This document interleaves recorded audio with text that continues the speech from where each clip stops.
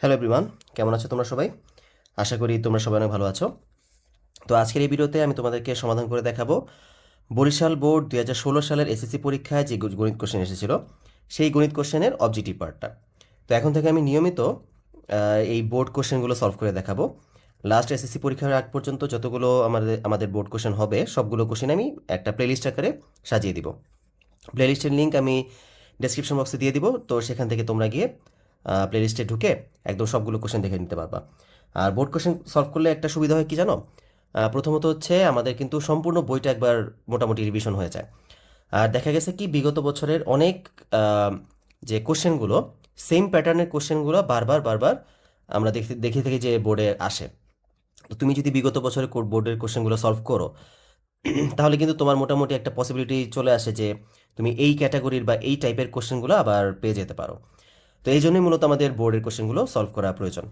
আচ্ছা, তো চলো তাহলে শুরু করি আর কথা না বাড়িয়ে।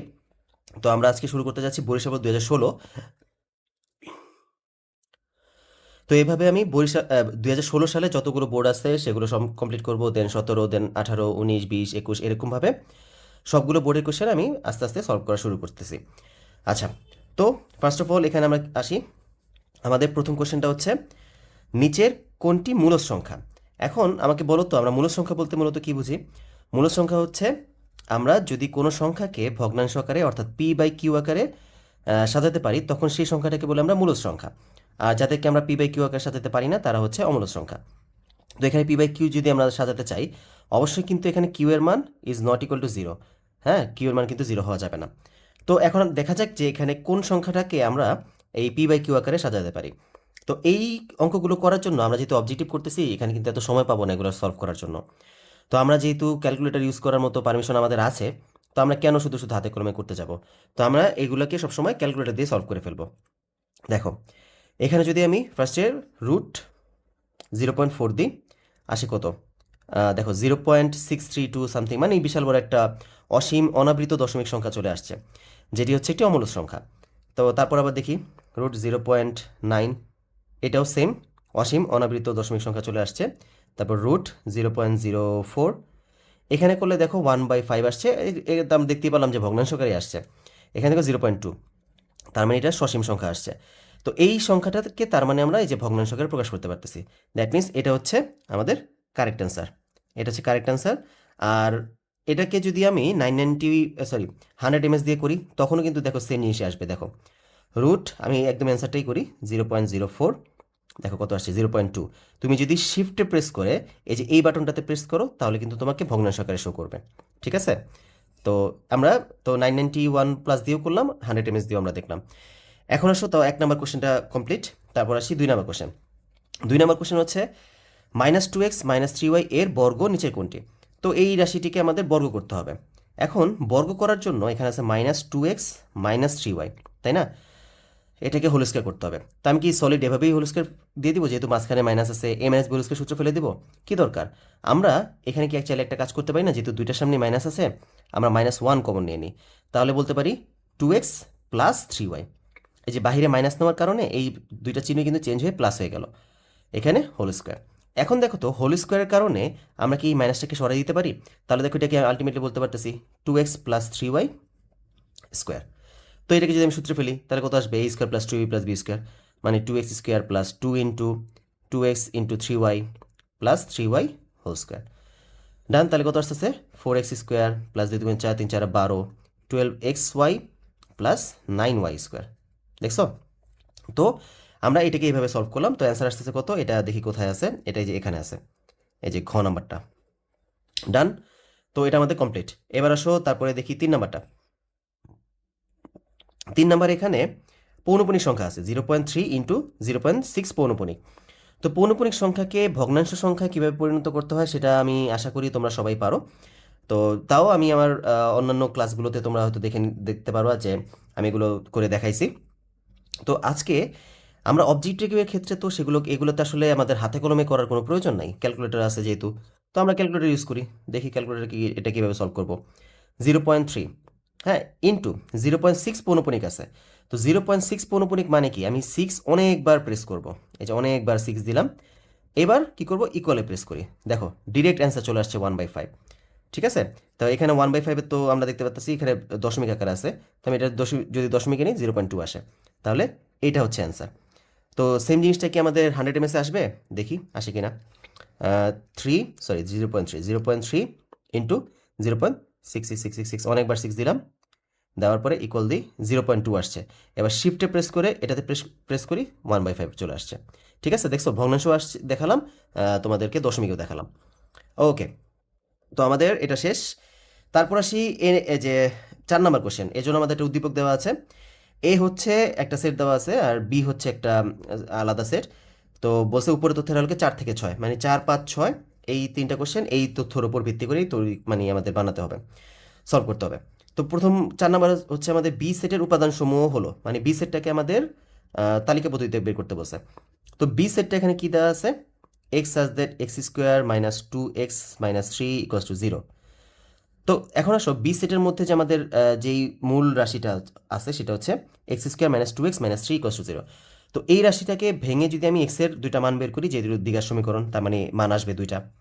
তো আমি যদি দুইটা মান বের করি, সেই দুইটা মানই হচ্ছে বি সেটের উপাদান। তো এটাকে তুমি হাতে কলমে মিডল টার্ম ব্রেক করবা, কি দরকার? ক্যালকুলেটর যেহেতু আছে, তো আমরা যেহেতু আমাদের ক্যালকুলেটর অ্যালাউড, তো আমি কেন ক্যালকুলেটর ইউজ করবো না? এখানে তো শুধু শুধু টাইম নষ্ট করার দরকার নাই। ওকে, তো ক্যালকুলেটর এটাকে মিডল টার্ম ব্রেক কীভাবে করবো? আমরা মুডে প্রেস করবা, দেন 5-এ ইকুয়েশন, দেন 3-তে হচ্ছে দ্বিঘাত সমীকরণ, ব্যাস। এবার এর মান কত? এখানে এক্স এর সাথে এক্স স্কোয়ার সাথে মনে মনে গুণ আছে 1, তো এর মান হচ্ছে 1, 1 দিয়ে ইকুয়াল প্রেস। বি কত? এক্স এর সাথে গুণ আছে -2, তাহলে মানে বি হচ্ছে -2 প্রেস। দেন সি কত? সি হচ্ছে -3, -3 দিয়ে ইকুয়ালে প্রেস করলাম। দেন আরেকবার প্রেস করব, এক্স এর মান চলে আসছে কত? 3, এক্স এর মান 3 পেলাম। আরেকবার প্রেস করব, আসছে -1। তার মানে বি সেটের উপাদান আমরা কি পেলাম? 3 আর -1। ওকে, তো অ্যান্সার হবে কত? 3 আর -1, এই যে এটা। বি কেয়ারফুল, এখানে দেখো -3 আবার 1 আছে। তো অনেকে এটা দেখতে গিয়ে দেখা গেছে তাড়াহুড়ার কারণে এটাকে দাগায় ফেলে। তো এইসব ব্যাপারে কিন্তু তোমার খুব সচেতন থাকতে হবে। তো এটাকে কি আমরা 100 mS দিয়ে করতে পারি? হ্যাঁ, অবশ্যই 100 mS দিয়েও করা যাবে। কিভাবে করব? মুডে প্রেস করব একবার, দুইবার, তিনবার, দেন ইকুয়েশন 1। এখানে আসছে আননোন, বাট এই মিডল ব্রেক করার জন্য আমরা আননোনে প্রেস করি না, আমরা এই পাশে যাই। দেন ডিগ্রিতে হচ্ছে আমাদের দুইটা আননোন আছে, এই জন্য 2-এ প্রেস করব। 2-এ প্রেস করলাম। এ কত? এ হচ্ছে যে এক্স স্কোয়ার সাথে গুণ আছে 1, 1। বি কত? বি হচ্ছে এক্স এর সাথে গুণ আছে -2, -2 দিলাম। তারপর সি কত? -3, -3 দিলাম, ব্যাস। এই যে একটা 3, একটা হচ্ছে -1। তার মানে এটা আমরা 100 mS দিয়েও করতে পারি, সমস্যা নাই। আচ্ছা, তারপর আসি আমাদের 5। এটা 3 তো আমি করে ফেলছি, এটা 4। আচ্ছা, তারপর হচ্ছে 5। 5-এ আমরা কি দেখতে পারতেছি? A intersection B. A intersection B মানে কি? আচ্ছা, এটা আমি খাতায় না করে এটা তো মুখোমুখি করা যায়, শুধু শুধু কেন আমি সময় নষ্ট করব? এ ইন্টারসেকশন বি, আমরা 4 নম্বরে কিন্তু বি সেটের উপাদান পাইছি -1 আর 3, আর এখানে এ সেটের উপাদান দেওয়া আছে -1, 1, 2, 3। তো ইন্টারসেকশন মানে কি? ইন্টারসেকশন মানে হচ্ছে কমনগুলো নিব, শুধুমাত্র আনকমনগুলো বাদ যাবে, শুধুমাত্র কমন যাবে। দেখো তো এখানে -1, এখানে একটা -1 আছে, এখানে 3, এখানে একটা 3 আছে, তার মানে আনকমন হচ্ছে 1 আর 2। তো যেহেতু ইন্টারসেকশন মানে কমন, তার মানে -1 আর 3 কিন্তু অ্যাকসেপ্টেড হবে। তার মানে এখানে কারেক্ট অ্যান্সার কত হবে? এই যে -1 আর 3। বুঝতে পারছি সবাই? ওকে, তারপর আসি এবার 6 নাম্বারটা। এ ক্রস বি এর উপাদান সংখ্যা কত? তো এখানে আমাদের কার্তেশীয় গুণ করতে বলা হয়েছে। তো এ ক্রস বি, এ সেটের উপাদান দেখতে পাচ্ছি আমরা কয়টা? 4টা আছে। আর বি সেটের উপাদান কয়টা পাইছি আমরা? 2টা। তাহলে এখানে উপাদান সংখ্যা কত আসবে? 4 দুগুণে 8টা। ঠিক আছে, এখানে 8টা আসবে। আশা করি এটা নিয়ে কারো সমস্যা নেই, কার্তেশীয় গুণ আমরা সবাই পারি। তো এটা নিয়ে খুব বেশি একটা প্রবলেম হওয়ার কথা না। ওকে, তা যদি এখানে উপাদান বি সেটের উপাদান যদি 3টা থাকতো, তাহলে কয়টা আসতো বলো তো? তাহলে কিন্তু 12টা আসতো, 3, 4, 12টা টোটাল উপাদান আসতো। তো এখানে আমাদের দেখো আমাদের 6টা হয়ে গেছে। এবার আসো 7 নাম্বারটা। 7 নাম্বারটা তুমি চাইলে দুইভাবে করতে পারো। তুমি যদি সূত্র তুমি ভালো পেরে থাকো, তাহলে সূত্র দিয়ে অ্যাপ্লাই করে ফেলবা। আর যদি সূত্র ভালো না অ্যাপ্লাই করতে পারো, তাও তোমার সূত্রই লাগবে। তো এটা দেখো, এটা কিন্তু ডিরেক্ট একটা সূত্র পড়ে যায়। কি সূত্র বলো তো? আমরা এ স্কোয়ার প্লাস বি স্কোয়ারের যখনই নাম শুনি না, তখন মাথার মধ্যে আমার শুধু 2টা সূত্র ঘুরে, কিন্তু অ্যাকচুয়ালি 2টা সূত্র ঘোরা উচিত না, উচিত হচ্ছে 3টা সূত্র ঘোরা। তো 2টা সূত্রে কী ঘোরে? A plus B whole square -2ab, তারপর হচ্ছে A minus B whole square +2ab। আরেকটা সূত্র যেটা তোমাদের মাথায় অবশ্যই ঘোরা হচ্ছে, সেটা হচ্ছে 1/2 A plus B whole square plus A minus B whole square. এইটাও কিন্তু তোমাদের A plus B square plus B square সূত্র আকারে মনে রাখা উচিত। তো দেখো তো একদম সেম টু সেম এটাই এসে পড়ছে না এই জায়গায়। তো বলো তো এখানে কি আসবে? Half A plus B whole square plus A minus B whole square. কার সূত্র পড়ে তাহলে? A square plus B square সূত্র।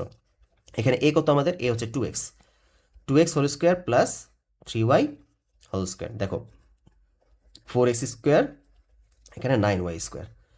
ঠিক আছে, ডান। এই যে 4x square plus 9y square, এটা হচ্ছে আমাদের অ্যান্সার। ওকে, তারপর আসি এক্স, 8 নাম্বারটা। X square plus 1/x square equals two 18 হলে x plus 1/x equals to কত? তো এটার জন্য কি ক্যালকুলেটার হাত দিবা? দরকার নেই তো, এটা তো আমরা দেখে মুখে করে ফেলা যায়। তো সব কিছুর জন্য ক্যালকুলেটারে যাওয়া উচিত না। যেটাতে আমরা দেখব যে মানে সহজে করা যাবে ক্যালকুলেটারে, সেটা আমরা ক্যালকুলেটার দিয়ে করব। এখানে x square plus 1/x square equals to কত? 18। তো আমাদের লাগবে এক্স প্লাস 1/x। আমি একটু আগে যে সূত্রগুলো লিখছি, তো এটা a square plus B square সূত্র যদি ফেলি, x plus 1/x whole square minus 2 into x into 1/x equals to হচ্ছে 18। এক্স কাটা, তাহলে x square plus 1/x square, sorry এটা এক্স স্কোয়ার প্লাস না তো, x plus 1/x whole square, এই দুই পাশে চলে যাবে, 18 প্লাস 2 মানে হচ্ছে x plus 1/x whole square equals to হচ্ছে 20। তাহলে এক্স প্লাস 1/x কত দাঁড়াবে? √20। 20কে যদি রুট করি তাহলে কত আসবে? 4 5 20, মানে হচ্ছে 2√5 আসবে। হ্যাঁ, তো দেখো 2√5 কে আছে কিনা, এই যে 2√5 আছে, ব্যাস এটা আনসার। তো এটার জন্য অনেকে দেখি যে এটার জন্য ক্যালকুলেটর ইউজ করে, কি দরকার ভাই, এটা তো তুমি নর্মালি হাতেই করে ফেলতে পারো। আচ্ছা, তারপর আসি 9 নাম্বারটা। দুইটি অমূলক সংখ্যার যোগফল সর্বদা অমূলক সংখ্যা, বিয়োগফল সর্বদা অমূলক সংখ্যা, গুণফল মূলদ হতে পারে, অমূলদ হতে পারে। তো এখানে একটা ব্যাপার শোনো, এই টাইপের যখন অঙ্ক আসবে না, তুমি কি করবা, এগুলাকে একটা ধরে নিবা, সংখ্যা একটা ধরে নিয়ে দেন তুমি জাজ করে দেখবা যে কোনটা মিলে। যেমন এখানে বলছে দুটি অমূলক সংখ্যা। এখন অমূলক সংখ্যা তো আমরা একটু আগে শিখছিলাম, অমূলক সংখ্যা হচ্ছে যাকে ভগ্নাংশ আকারে আমরা প্রকাশ করতে পারি না। আর অমূলক সংখ্যা সবচেয়ে বড় এক্সাম্পল হচ্ছে রুটযুক্ত সংখ্যাগুলো। ধরো √2, √3, হ্যাঁ, এইগুলো হচ্ছে অমূলক সংখ্যা। তো দেখো তো, যোগফল সর্বদা অমূলক সংখ্যা, আমরা এক কাজ করি, √2, আচ্ছা এটা মোডটাকে আমরা এই যে মোডে ক্লিক করে 1 দিলেই আমাদের ক্লিয়ার হয়ে যাবে। আমরা দুইটা যেহেতু অমূলক সংখ্যা, এক কাজ করি, √2 ইন্টু রুট √2 বাইরে বেরোয় দেন √3 করি, দেখি তো কত আসে। √6 প্রেস করো, দেখো কি আসছে। আচ্ছা যোগফল বলছিল, সরি এখানে যোগফল বলছিল, যোগ। আচ্ছা যোগ যদি করি তাহলে কত আসে দেখো তো, দেখো একটা অমূলক সংখ্যায় আসছে, দেখছো? আবার সেমভাবে এটা তার মানে এটা যোগফল সর্বদা অমূলক সংখ্যা, এটা তার মানে কারেক্ট, কারণ আমরা যোগ করে দেখলাম অমূলক সংখ্যায় আসছে। বিয়োগফল দেখি, √3 বাইরে বেরোয় মাইনাস √2, কত আসে দেখি, এই যে দেখো অমূলক সংখ্যায় আসছে, দেখছো? তো এটাও তার মানে কারেক্ট। তারপর হচ্ছে গিয়ে গুণফল মূলদ হতে পারে, অমূলদ হতে পারে, এটা কারেক্ট কিনা একটু দেখা যাক। এইটার জন্য আমরা একটা ডিফারেন্ট, এই দুটার তো এক্সাম্পল আছেই, আরেকটা উদাহরণ নেই, সেটা হচ্ছে আমরা √3 ইন্টু কত নিব, √12 নেই। দেখো আমি দুইটা দিয়ে তোমাদেরকে এক্সাম্পল দিয়ে দেখাবো। ফার্স্ট অফ অল এই দুটাকে যদি আমি গুণ করি, √2 ইন্টু √3, দেখো তো কত আসে। √2 ইন্টু √3 যদি করি, √2 ইন্টু √3 কত আসে? √6 আসে, যেটা কিন্তু একটা অমূলক সংখ্যা। এইবার √3 ইন্টু √12 করে দেখো তো কত আসে, তোমার কিন্তু অ্যান্সার 6 আসছে।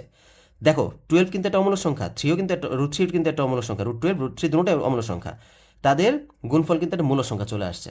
তার মানে আমি বুঝতে পারলাম যে অমূলক সংখ্যা যখন আমরা গুণ করতে যাই, তখন গুণফল মূলদ হতে পারে, অমূলদ হতে পারে। দ্যাট মিনস এই মানে এই কথাটাও কারেক্ট, অর্থাৎ অ্যান্সার হচ্ছে 1 2 3, এই যে এটা হচ্ছে কারেক্ট অ্যান্সার।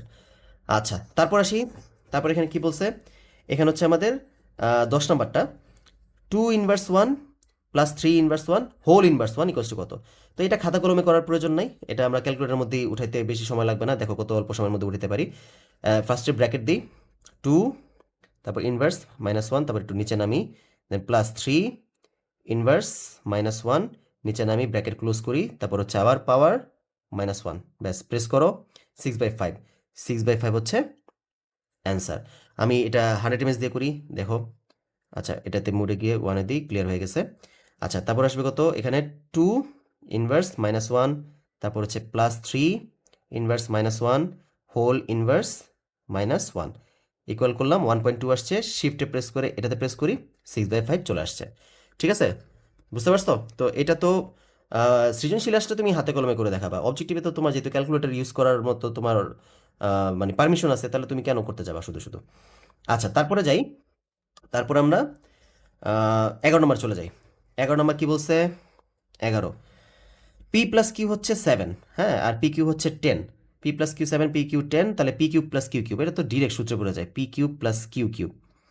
এ কিউব প্লাস বি কিউবের সূত্র, এ কিউব প্লাস বি কিউবের দুটো সূত্র আছে, একটা হচ্ছে মান নির্ণয়, একটা হচ্ছে উৎপাদক।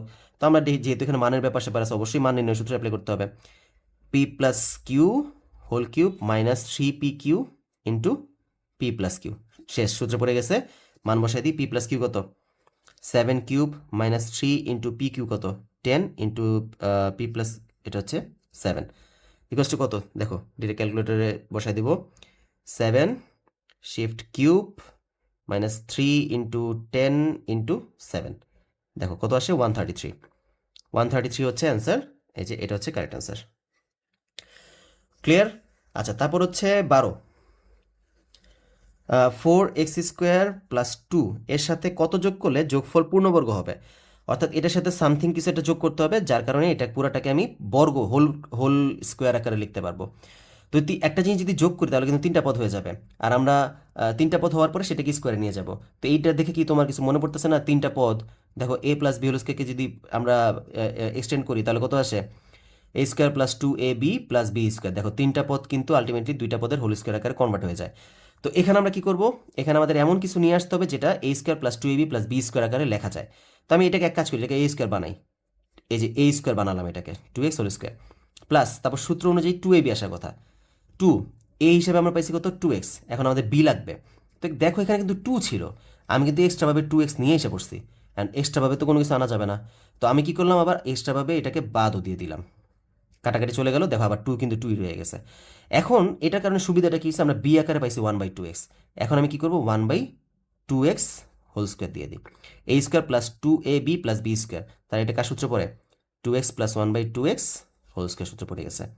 তার মানে এই যে এই অংশটা কিন্তু আমাদের এক্সট্রা যোগ করা লাগছে, আর এটাকে তুমি যদি স্কোয়ার করে দাও তাহলে কত আসে 1/4x স্কোয়ার। দ্যাট মিনস আমাদের এই রাশিটার সাথে যদি আমি 1/4x স্কোয়ার যোগ করতাম তাহলে এটা পূর্ণবর্গ আকারে পরিণত করা যেত।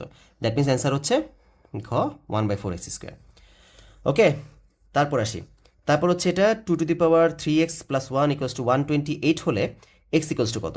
তো এই অঙ্কটা তুমি চাইলে যারা 991 ES প্লাস ইউজ করো তারা তো ইজিলি এটাকে ক্যালকুলেটর দিয়ে সলভ করে ফেলতে পারবা। তারাও তোমাদেরটাকে দেখাই।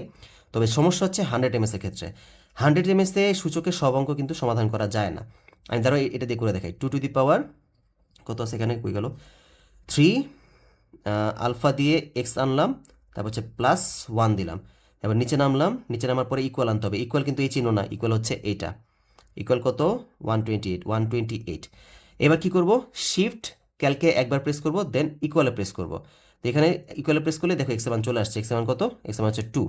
ওকে, তো এখানে আমাদের এক্স এর মান পাচ্ছি আমরা 2। কিন্তু এই অঙ্কটাকে তুমি যদি যারা এমএস ক্যালকুলেটর ইউজ করো তারা কিন্তু একটু ঝামেলায় পড়বা ভাই, তারা কিন্তু এটাকে মনে হয় না সলভ করতে পারবে। একটু দেখি ট্রাই করে করা যায় কিনা, এইগুলো কিন্তু এখানে সলভ করা যায় না। 2 কত 3 আলফা এক্স প্লাস, আচ্ছা এখানে ব্র্যাকেট দিতে হবে, sorry, bracket 3 alpha x plus 1 bracket close equal কত 128।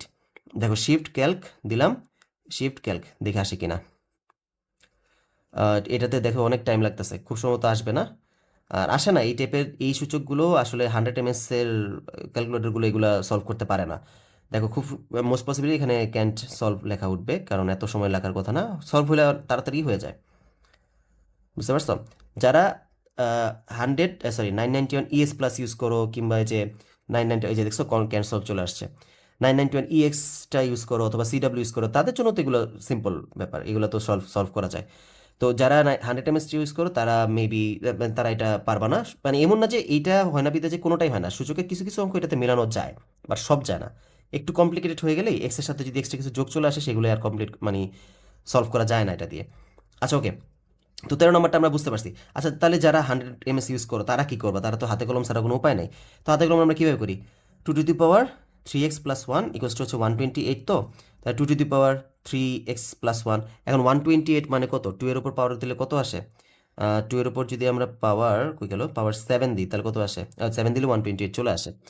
তো ইকুয়ালস টু 2^7। তো দুই পাশে ভিত্তি মিলে গেছে, আমরা বলতে পারি 3x প্লাস 1 ইকুয়ালস টু হচ্ছে 7। তো 3x ইকুয়ালস টু 7 মাইনাস 1, বা 3x ইকুয়ালস টু 6, তাহলে উভয় পক্ষে 3 দ্বারা ভাগ করলে x ইকুয়ালস টু 2। দেখছো?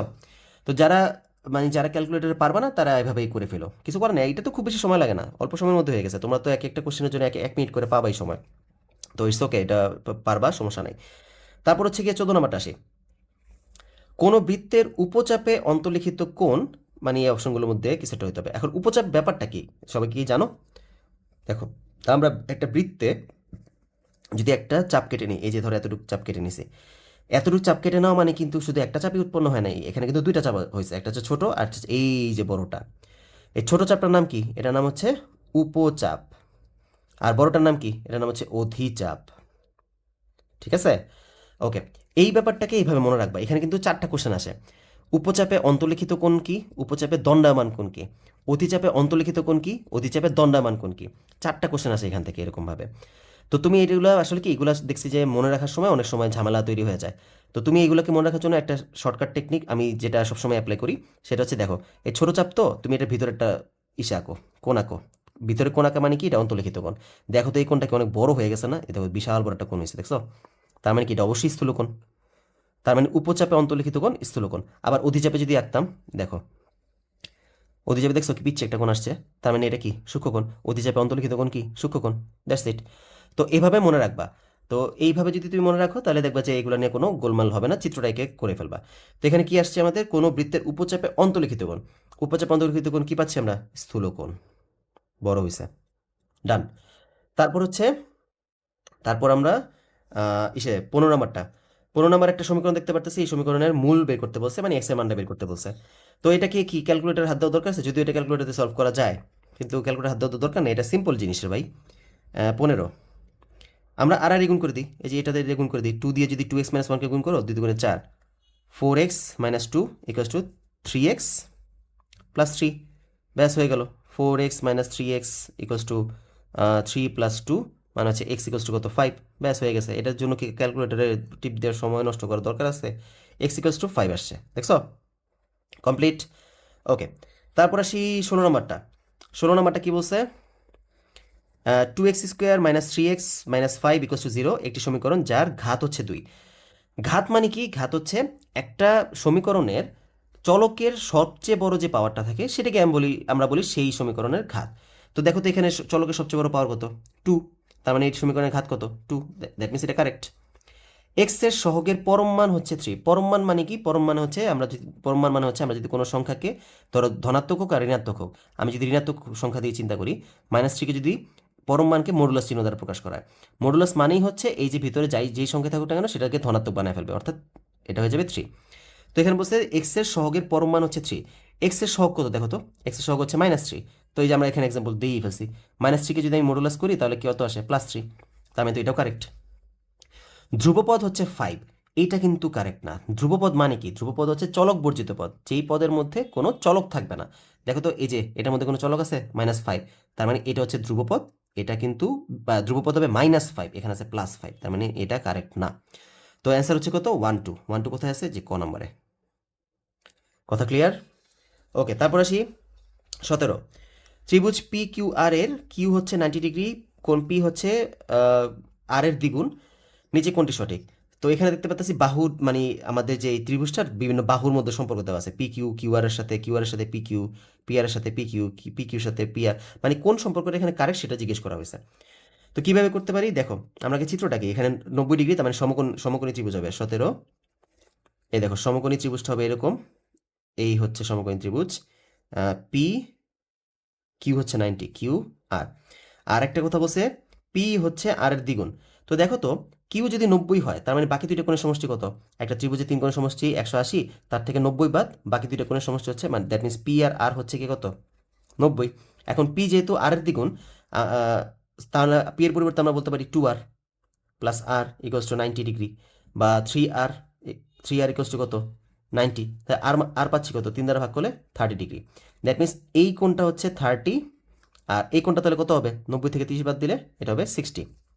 ডান।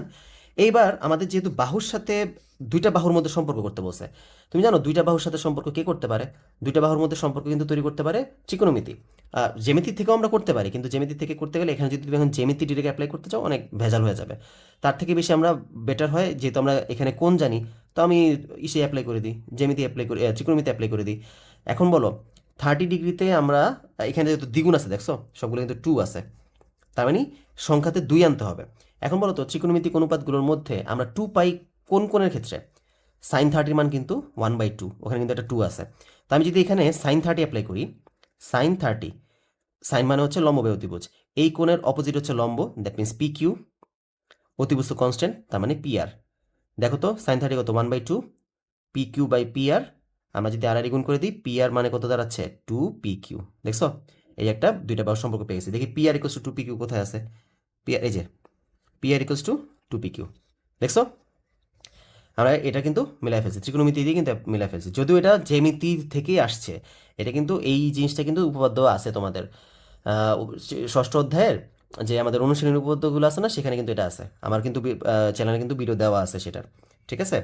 আর ভিডিও যারা দেখতেছো তারা তো ভিডিওটা খুঁজে দেখে নিও। আর হচ্ছে গিয়ে আর আমি এমনিতে আমার কোর্সেও পড়াই। আমার বর্তমানে কিন্তু অনলাইনের কোর্স রানিং আছে, হায়ার ম্যাথ জেলা ম্যাথ দুইটারই কোর্স রানিং আছে। তো যারা ভর্তি হতে চাও তারা এই স্ক্রিনের মধ্যে দেখো হোয়াটসঅ্যাপ নাম্বার দেওয়া আছে, সেটাতে মেসেজ দিও, অথবা ডিসক্রিপশন বক্সের মধ্যে আমি আমার সব তথ্য লিখে রাখছি, সেখানে তুমি চাইলে মেসেজ দিলে তুমি ভর্তি হয়ে যেতে পারবা। তো আমার কোর্সের মধ্যে কিন্তু আমি মোটামুটি সব কিছু ব্যাখ্যা দিয়ে পড়াই, হ্যাঁ। আমি কিন্তু কোনো কমন টমন বেছে পড়াই না। আমি কিন্তু কোনো ধরো ওই যে শুধুমাত্র বলে দিলাম যে হ্যাঁ আমরা জ্যামিতি আঁকতেছি, এখানে একটা ত্রিভুজ দেওয়া আছে, আমরা করলাম কি, আমরা কি করতে পারি, আমরা এখন একটা লম্ব এঁকে দিই, লম্ব আঁকার পরে আমরা এখানে যোগ করব। তো ব্যাপার হচ্ছে আমি লম্ব কেন আঁকি সেটার ব্যাখ্যাটাও আমি কিন্তু দিয়ে দিই, হ্যাঁ। আমি সেটার ব্যাখ্যা ছাড়া কিন্তু পড়াই না, ওকে। কারণ হচ্ছে কি আমার আমার পড়ানোর একটা মূল কনসেপ্টই হচ্ছে তুমি যদি সম্পূর্ণ ফুল ব্যাপারটা ক্লিয়ার থাকো যে কি হচ্ছে, কেন হচ্ছে, আমি কেন কীভাবে চিন্তা করতে পারছি, সেই ব্যাপারটা যদি ভালো করে বুঝো না, তাহলেই তোমার অঙ্ক ম্যাথের সলভিং ক্যাপাবিলিটি বাড়বে। তো আমার ব্যাচের আমার যে কোর্স থাকে সেই কোর্সের মধ্যে আমি মূলত পড়ানোর টার্গেটই থাকে তোমার বেসিক স্ট্রং করে দেওয়া এবং তোমার সলভিং ক্যাপাবিলিটি বাড়ায় দেওয়া। ব্যাপারটা বুঝতে পারছো? ওই কমন টমন পড়ায় ক্রেডিট নেওয়ার মতো মানুষ আমি না, আমি কমন পড়ায় ক্রেডিট নিতে চাই না। আর কমনের একটা ব্যাপার হচ্ছে কি, শোনো, তোমরা যদি বিগত 4-5 বছরের টেস্ট পেপার নাও ভাই, কমন তুমি নিজেই ফেলাইতে পারবা। দেখবা যে তুমি নিজেই বুঝতে যাবে যে কোন কোন কোশ্চেনগুলো বারবার বারবার আসতেছে। তো সেটা দিয়ে আসলে কি, সেটার উপর তুমি যদি ডিপেন্ড করো যে না আগামী বছর, বিগত 3 বছর আসছে বিধে আগামী বছরও আসবে, বা এটা কিন্তু ভুল পথে আসো। এইভাবে করলে কিন্তু হয় না ভাই। তোমার যদি পুরো ব্যাপারটা বেসিক ক্লিয়ার থাকে, তুমি যদি খেলতে পারো, তোমার যেখানে মাঠে তুমি ধরো ক্রিকেট খেলা যদি তুমি ভালো এক্সপার্ট হও, যেমন ধরো বিরাট কোহলিকে তুমি যদি 8 নম্বরে নামায় দাও না, ও তখন সেখানে গিয়েও ভালো খেলেই আসবে, বিকজ ও ভালো খেলতে জানে। তো ব্যাপার হচ্ছে পড়াশোনাটা এরকমভাবেই করতে হবে যেন তুমি সব পারো, সব যেন তুমি ভালোভাবে তুমি যদি সব ব্যাপারে ভালোভাবে আইডিয়া রাখো, তাহলে কিন্তু তুমি যে কোনো কোশ্চেন আসলেই সলভ করতে পারবা। আর তুমি যদি ভাইবা থাকো যে না আমি তো দুর্বল স্টুডেন্ট, আমি তো পারবো না, ভাই এটা হচ্ছে দুনিয়ার সবচেয়ে বড় ভুয়া কথা যে তুমি দুর্বল স্টুডেন্ট। ভাই তুমি যদি প্রপার ওয়েতে ভাবে যদি তুমি সবগুলো বেসিক ক্লিয়ার করে যদি সব কিছু পড়তে পারো না, সব সাবজেক্টই তোমার জন্য সহজ লাগবে। সম্পূর্ণ ডিপেন্ড করে তুমি কোন স্টাইলে পড়তেছো, তোমার সাথে তুমি যাকে ভালো স্টুডেন্ট মনে করতেছো না, যে ব্রিলিয়ান্ট, ভাই তার সাথে তোমার পার্থক্য জাস্ট একটা জায়গায়, ও জানে কিভাবে পড়লে জিনিসটা আমি আয়ত্তে আনতে পারবো, আমার ও ও মানে জিনিসটা আমি রিয়েলাইজেশন করতে পারবো। আর তুমি যখন রিয়েলাইজেশন করতে পারবে তখন জিনিসপত্র তোমার এমনিতেই মনে আসবে। ব্যাপারটা ক্লিয়ার আছে? তো ব্যাপার হচ্ছে আমি আমার কোর্সে মোটামুটি এভাবেই তোমাদেরকে ব্যাখ্যা দিয়ে দিয়ে পড়ানোর চেষ্টা করি। তো তোমরা যদি আগ্রহী থাকো তাহলে অবশ্যই কোর্সে ভর্তি হতে পারবা। টাকা খুবই স্বল্প টাকা, একদম 2 বছরের জন্য এই কোর্স। তো তোমরা এই হোয়াটসঅ্যাপ নাম্বারে কল দিলেই মোটামুটি অনেক কিছু জানতে পারবা। তো আসো আমরা পরের কোশ্চেনে চলে যাই। 17-র পরে আমরা 18 নম্বর কোশ্চেনে চলে আসি। 18 নম্বর কোশ্চেনে কি আছে যে ত্রিভুজ এবিসি এর কোণ এ এর সমদ্বিখণ্ড হচ্ছে বিসি কে সমদ্বিখণ্ডিত করলে ত্রিভুজটি কি হবে? তো এটা একটা মজার জিনিস। দেখো 18 নম্বরটা বলছে ত্রিভুজ এবিসি এর, এই যে এবিসি, এইটার কোণ এ এর সমদ্বিখণ্ড, এটাকে সমদ্বিখণ্ড করছে, যে সমদ্বিখণ্ডক রেখাটা সেটা তার অপোজিট বাহুকে সমদ্বিখণ্ডিত করছে। তাহলে এই ত্রিভুজটা কি ত্রিভুজ? এখন একটা ব্যাপার মনে রাখবা, এই ঘটনা শুধুমাত্র আমরা জানি যে বাহুর ভিত্তিতে কোণকে 3 ভাবে, মানে ত্রিভুজকে 3 ভাগে ভাগ করা যায়, আবার কোণের ভিত্তিতে 3 ভাগে ভাগ করা যায়। তো এই ঘটনাটা শুধুমাত্র 2 ক্যাটাগরি ত্রিভুজের মধ্যেই পাওয়া যায়। কোনটা? বাহুর ভিত্তিতে আমরা ত্রিভুজকে 3 ভাগে ভাগ করি, বিষমবাহু, সমবাহু আর সমদ্বিবাহু। তো সমবাহু ত্রিভুজ হচ্ছে সবচেয়ে মজার একটা ত্রিভুজ। এই একটা ত্রিভুজ দিয়ে আমরা অনেক কিছু সলভ করে ফেলতে পারি এবং অনেক সূত্রের আবিষ্কার হয়েছে এই একটা সমবাহু ত্রিভুজ দিয়ে। এই সমবাহু ত্রিভুজের ক্ষেত্রে দেখা যায় কি, শীর্ষ থেকে তুমি যখন ভূমির উপর একটা লম্ব টানবা না, সেই লম্বটায় ভূমিকে সমদ্বিখণ্ডিত করে। এটা যে শীর্ষই হোক না কেন, এই শীর্ষ থেকে যদি টানো, এই শীর্ষ থেকে যদি টানো, মানে যেই শীর্ষ থেকে টানো না কেন সেটা বিপরীত বাহুকে সমদ্বিখণ্ডিত করে। এবং এই যে কোণগুলো আছে না, সেই কোণগুলোকেও সমদ্বিখণ্ডিত করে ফেলে। ব্যাপারটা বুঝতে পারছো? বিপরীত বাহুকে সমদ্বিখণ্ডিত করে, এই জন্য বিপরীত এই যে কোণগুলো যে আছে কোণগুলোও সমদ্বিখণ্ডিত হয়ে যায়। সেম কেস এখানেও এটা সমবাহু ত্রিভুজের ক্ষেত্রে পাওয়া যায়, আবার সমদ্বিবাহু ত্রিভুজের ক্ষেত্রে পাওয়া যায়। কিন্তু সমদ্বিবাহু ত্রিভুজের ক্ষেত্রে একটু ঝামেলা হচ্ছে কি, সমদ্বিবাহু ত্রিভুজের মধ্যে শুধুমাত্র সমান সমান বাহু সংলগ্ন যে শীর্ষটা আছে না, সেইটা থেকে যে লম্ব টানা হয় সেটাই শুধুমাত্র বিপরীত বাহুকে সমদ্বিখণ্ডিত করে। অন্য কোনো শীর্ষ থেকে যদি টানো না, সেই ক্ষেত্রে কিন্তু সমদ্বিখণ্ডিত করে না। ব্যাপারটা বুঝতে পারছো? সমবাহুতে যেমন সবার মধ্যে করে, সমদ্বিবাহুতে শুধুমাত্র একটা জায়গায় করে। ঠিক আছে? একটা জায়গায় এই কোণও সমদ্বিখণ্ডিত হয় এবং বাহুও সমদ্বিখণ্ডিত হয়। তার মানে এই শুধুমাত্র এই দুইটা ক্ষেত্রে আমরা এই জিনিস পাই। তো দেখি তো এই দুইটার অপশন আছে কিনা এই জায়গায়। সমকোণী বিষমবাহু, সূক্ষ্মকোণী, এই যে সমদ্বিবাহু, দেখছো? সমদ্বিবাহু, তার মানে এটাই হচ্ছে অ্যান্সার। ব্যাপারটা ক্লিয়ার? তার মানে আমরা বলতে পারতেছি এখানে এ হচ্ছে শীর্ষবিন্দু, কারণ আমি বলছিলাম যে মনে আছে শীর্ষবিন্দু বলতে কি, যে ওই যে সমান সমান বাহু সংলগ্ন বিন্দুটাই হচ্ছে এ এখানে। ব্যাপারটা ক্লিয়ার হয়েছে? কারণ হচ্ছে এ থেকে বিপরীত বাহুতে লম্ব টানার কারণে যেহেতু এগুলো সমদ্বিখণ্ডিত হয়ে গেছে, তার মানে এই হচ্ছে শীর্ষবিন্দু। কারণ এখান থেকে যদি তুমি টানতো তাহলে কিন্তু হতো না। সমদ্বিবাহু ত্রিভুজে একটা জায়গায় হয়, সমবাহু ত্রিভুজে তিনটা জায়গায় হয়। ওকে, ডান। এবার হচ্ছে গিয়ে 19 নাম্বার আসি। 10কে সাধারণ লগারিদমের ভিত্তি ধরা হয়। এটা তো একটা বলতে গেলে মুখস্থর মতো টপিক। 10কে বলা হয় সাধারণ লগারিদমের ভিত্তি, আর কে বলা হয় স্বাভাবিক লগারিদমের ভিত্তি। এটা মুখস্থ রাখবা। তো এটা হচ্ছে কারেক্ট। তারপর হচ্ছে 5.34 সংখ্যাটি লগের পূর্ণক কত? এখন লগের পূর্ণক 0। এখন এই ব্যাপারটা দেখো, লগের পূর্ণক বিষয়টা কি, আমরা একটা সংখ্যাকে যখন বৈজ্ঞানিক আকারে প্রকাশ করি, বৈজ্ঞানিক আকারে প্রকাশ করার পরে 10-এর পাওয়ার যা আসে সেটাই হচ্ছে মূলত পূর্ণক। যেমন ধরো তুমি যদি বলি যে 0.00025, এই সংখ্যাটাকে যদি বৈজ্ঞানিক আকারে প্রকাশ করি, মানে হচ্ছে দশমিকটাকে টাইনা নিয়ে এই 2-এর পরে বসাইতে হবে। মানে দশমিকের আগে একটা সংখ্যা থাকা যাবে, তারপর বাকি সংখ্যাগুলো বসাইতে হবে। তো দেখো তো এটা আমি কি লিখতে পারি, 2.5 ইন্টু, এবার দেখো শূন্য আমি এটা কয় ঘর পিছনে নিছি, 1 2 3 4 ঘর পিছনে নিছি না, এই জন্য 10⁻⁻4। ব্যাপারটা ক্লিয়ার? তো এখানে কি হবে, এখানে এই যে 10-এর উপর যে পাওয়ারটা আসছে না, সেই পাওয়ারটাই হচ্ছে মূলত পূর্ণক। মোট কথা হচ্ছে দশমিকটাকে তুমি একটা ঘরের পেছনে নিতে হবে। ঠিক আছে? তাহলেই তুমি পূর্ণক পেয়ে যাবে। তো দেখো তো এখানে কি, দশমিক তো অলরেডি একটা ঘরের পেছনেই নেওয়া আছে, তো আর কি এক্সট্রাভাবে পেছনে নেওয়ার কোনো দরকার আছে? তাহলে তো এখানে অবশ্যই পূর্ণক শূন্যই আসবে। অর্থাৎ আমি যদি যে 5.34কে যদি বৈজ্ঞানিক আকারে লিখতে চাই, তার মানে 5.34 ইন্টু 10⁻0 বলতে হবে, তাই না? 10⁻0 মানে হচ্ছে 1। তো এটা কি পূর্ণক, তাহলে 0 আসে। আর পূর্ণক বের করার জন্য তুমি কিন্তু ক্যালকুলেটর ইউজ করতে পারো। ক্যালকুলেটর ইউজ করার জন্য তোমরা কি করবা, ফার্স্টে দেখো, শিফট মোডে যাবা, দেন হচ্ছে এই যে 7 সাইন্টিফিক SCI দেওয়া আছে, দেখছো? 7-এ প্রেস করবা, প্রেস করার পর এখানে দেখো 0 থেকে 9 পর্যন্ত আমরা দশমিকের পরে কয়টা ঘর চাও তুমি, সেটা আর কি মূলত বলতে হবে। আমি 1-এ দিব। ঠিক আছে? তাহলে দেখো এই যে আমি যে সংখ্যাটা লিখছিলাম না, 0. একটু ওয়েট করো, 0.00025 প্রেস করি, দেখো 3 × 10⁻4 চলে আসে ডিরেক্ট, কিন্তু সলিড রিমানটা শো করতেছে। বা ধরো আর একটু অন্য কোনো সংখ্যা দিই, যে 5 4 এরকম ধরো একটা উল্টাপাল্টা সংখ্যা দিলাম, ইকুয়াল দিলাম, দেখো, দেখছো সাইন্টিফিক মোডে কিন্তু শো করতেছে। ব্যাপারটা ক্লিয়ার? এটা হচ্ছে একটা ঘর দেখাইছে। এখন যদি তুমি চাও যে 5 পয়েন্ট মানে এরকম আরেকটা ঘর বেশি চাও, তখন কি করবা, তুমি শিফট মোডে প্রেস করবা, দেন 7-এ যাবা, দেন তুমি, আমি একটু আগে কিন্তু 1 প্রেস করছি, এখন তুমি 2 প্রেস করো। 2 প্রেস করলে কি হবে, এই যে দশমিকের পর আরেকটা ঘর দেখাবে। যেমন ধরো এখন যদি করি 0.00025 ইকুয়াল প্রেস করো, দেখো এখন কিন্তু 2.5 শো করছে, দেখছো? 2 দশমিকের পরে আরেকটা ঘর এক্সট্রা শো করছে, ইন্টু 10⁻⁻4। তো এইভাবে তুমি চাইলে করতে পারো, অথবা তোমার এই মুডে না গিয়ে তুমি চাইলে অন্যভাবেও করতে পারো। অন্যভাবে কীভাবে, দেখো শিফট মুডে গিয়ে এটাকে নর্মাল মুডে নিয়ে যাই, নর্মাল, আচ্ছা নর্মাল নিয়ে গেলাম।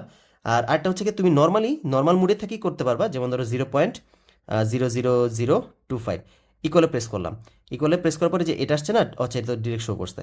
মাঝে মাঝে এখানে ডিরেক্ট শো করে না, এখানে অন্যান্য জিনিস আসে, তখন আমরা যে শিফটে প্রেস করে ENGতে প্রেস করলে তখন আমরা এই জায়গায় আর কি একটা ঘর রেখে পয়েন্ট সামথিং নিয়ে আসতে পারি। তো এইভাবে তুমি চাইলে ক্যালকুলেটর দিয়ে করতে পারো। আচ্ছা ওকে, তো এটা গেল। এটা হচ্ছে কি আমাদের পূর্ণক, তার মানে 0, এটা আমি জানি পূর্ণক হচ্ছে 0, এটা কারেক্ট। তারপর হচ্ছে লগ A ভিত্তিক লগ M প্লাস A ভিত্তিক log N equals to A ভিত্তিক লগ M প্লাস N। এটা কিন্তু ভাই ভুল সূত্র, এটা কিন্তু হবে না। এটা তো আমরা অলরেডি লগের সূত্র জানি, তো এটা ভুল। ওকে, আমরা লগের ক্ষেত্রে সূত্র জানি কি, লগ, আচ্ছা A ভিত্তিক লগ এম এন যদি এম এন গুণ আকারে থাকে তখন আমরা বলতে পারি এ ভিত্তিক লগ এম প্লাস এ ভিত্তিক লগ এন। বুঝা গেছে? তো এটা হচ্ছে আমাদের 3 নাম্বারটা তার মানে কারেক্ট না, তার মানে অ্যান্সার হচ্ছে 1 আর 2। এই 1 আর 2 হচ্ছে অ্যান্সার। ওকে, তারপর আসি থিটা ইকুয়ালস টু 90 ডিগ্রি এর জন্য নিচের কোণগুলি সংজ্ঞায়িত, অর্থাৎ 90 এর জন্য কোণগুলো সংজ্ঞায়িত। এখন তোমার এটা তুমি চাইলে ক্যালকুলেটারে ইউজ করে করে দেখতে পারো যে কোনটার মধ্যে অসংজ্ঞায়িত আসে, অথবা তুমি যদি ক্যালকুলেটার দেখো সবগুলো যদি অপশন চেক করতে চাও অনেক সময়ের সাপেক্ষ ব্যাপার। তো তুমি চাইলে যে আমাদের যে চার্টটা আছে না, সেই চার্টটাও যদি মুখস্থ থাকে তোমার, তাহলে কিন্তু তুমি ইজিলি এটা ক্যালকুলেটারে সময় নষ্ট করার দরকার নেই, বিকজ আমাদের আরও অনেক অঙ্ক আছে, সেগুলোতেও তো সময় লাগবে। তো তুমি চার্টটা মুখস্থ রাখবা। আর চার্টের মধ্যে দেখবা একটা জিনিস আছে, তারা তোমাদেরকে চার্টটা দেখাই। এই যে এই চার্টের মধ্যে একটা ব্যাপার, একটা সিমিলারিটি দেখবা, ট্যানের ক্ষেত্রে 90 ডিগ্রিতে অসংজ্ঞায়িত আর সেকের ক্ষেত্রে 90 ডিগ্রিতে অসংজ্ঞায়িত, তাই না? এখন আমাকে বলো তো ট্যানের সাথে কিন্তু সেকের সম্পর্ক আছে। আমরা জানি কি sec square theta minus tan square theta মানে কত 1। দেখো সেকের সাথে কিন্তু ট্যানের বর্গের ক্ষেত্রেও সম্পর্ক আছে। তো এভাবে তুমি মানে মনে রাখার জন্য এই কাজটা করতে পারো যে ট্যানের সাথে সেকের সম্পর্ক, ট্যানের ক্ষেত্রেও 90 ডিগ্রিতে অসংজ্ঞায়িত, সেকের ক্ষেত্রেও 90 ডিগ্রিতে অসংজ্ঞায়িত। আবার কোসেকের সাথে কটের সম্পর্ক, কোসেকের ক্ষেত্রে 0 ডিগ্রিতে অসংজ্ঞায়িত, কোসেকের ক্ষেত্রে জিরো সরি কটের ক্ষেত্রেও 0 ডিগ্রিতে অসংজ্ঞায়িত। তো এইভাবে তুমি চাইলে এই একটা সিমিলারিটি বের করে দেন জিনিসটাকে মনে রাখতে পারো। আর আদারওয়াইজ তুমি যদি দেখো যে এটা মনে না আসতেছে, তখন তো ক্যালকুলেটার আছে, ক্যালকুলেটার তুমি প্রেস করে দেখবা যে কোনটা অসংজ্ঞায়িত আসে। তো বলো তো এখানে কোনটা আসবে? জিরো থিটা ইকুয়ালস টু 90 ডিগ্রির জন্য কোনগুলো সংজ্ঞায়িত বলছে।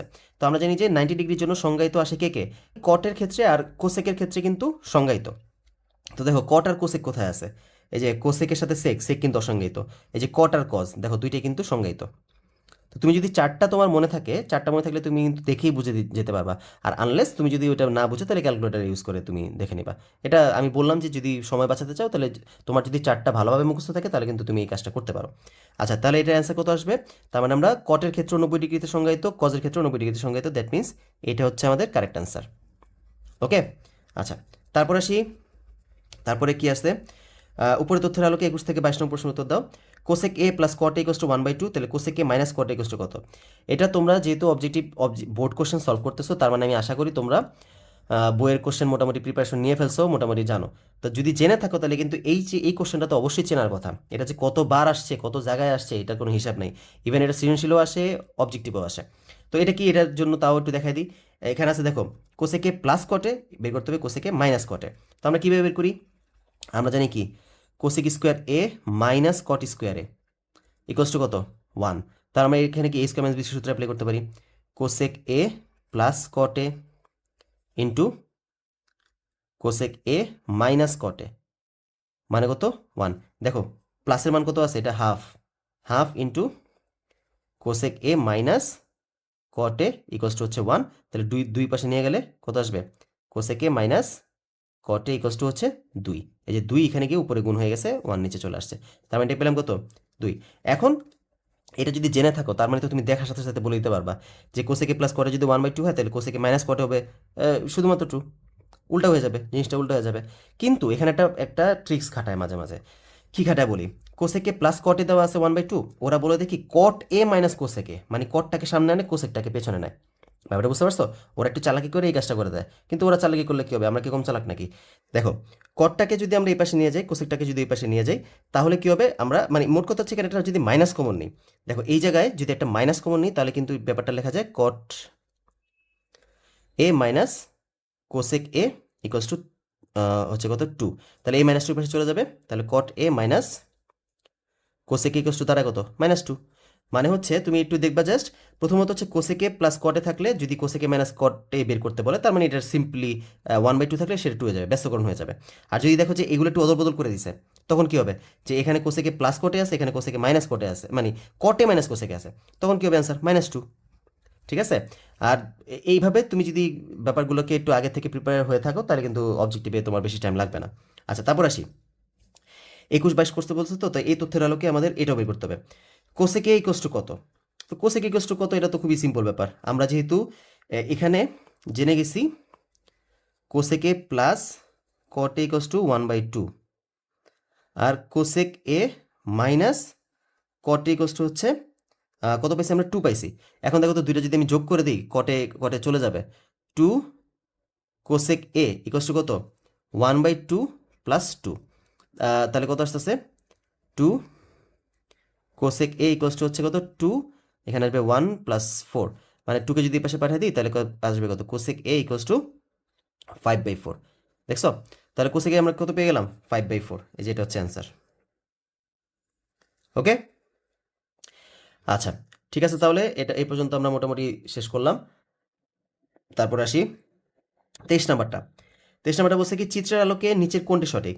এখানে আমরা দেখতে পারতেছি এখানে অপশনে কি আছে, সি বিন্দুতে এর অবনতি কোণ, এ বিন্দুতে সি এর উন্নতি কোণ। আচ্ছা অবনতি কোণ আর উন্নতি কোণ কি, আমরা যদি ধরো একটা বিল্ডিংয়ের ভূমি আঁকি আর ছাদ আঁকি, আর ধরো এখানে একটা বিন্দু থেকে এখানে যদি একটা রেখা টানি, মানে ভূমি থেকে যদি ছাদে একটা রেখা টানি, তাহলে ভূমি থেকে এইখানে যে কোণটা উঠছে সেটাকে বলা হয় উন্নতি কোণ। আচ্ছা এই কোণটা হচ্ছে উন্নতি কোণ। আর উপর থেকে যে কোণটা নিচের দিকে নামছে, অর্থাৎ এই যে এই পাশে কোণটা, এই কোণটাকে বলা হচ্ছে অবনতি কোণ। এটা হচ্ছে অবনতি কোণ, এটা হচ্ছে উন্নতি কোণ। তো এটুকু আমরা জানি। তো আমাদের এখানে চিত্রের মধ্যে দেওয়া আছে, এখানে হচ্ছে ডি, এখানে হচ্ছে সি, এখানে হচ্ছে এ, এখানে আচ্ছা এখান থেকে লম্বটা নিই, এটা হচ্ছে বি। ওকে, তো আমাদের এখানে আমাদের উন্নতি কোণ অবনতি কোণ হইতে পারে কে কে, অবনতি হবে বি, সরি ডিসিএ অথবা এ সিএবি। অবনতি কোণ হচ্ছে ডিসিএ আর উন্নতি কোণ হচ্ছে বিএসি। দেখি তো এই দুটো আছে কোথায়, এই যে আগে একটু কোনগুলোর দিকে ফোকাস করি। দেখো এসিবি, এসিবি মানে কি, এসিবি এটা কি কোনোভাবে কোনো কোণের ভিতরে পড়ে, এসিবি এটা বাদ। তারপর হচ্ছে এসিডি, এসিডি এটা একটা এসিডি এটা কি একটা অবনতি কোণ না, বাট এখানে দেখো এসিডির মধ্যে কী দেওয়া আছে উন্নতি কোণ, এটাও বাদ। তারপর হচ্ছে গিয়া ডিসিএ, ডিসিএ এটা একটা অবনতি কোণ, এই যে অবনতি কোণ, তার মানে এটা কারেক্ট হতে পারে।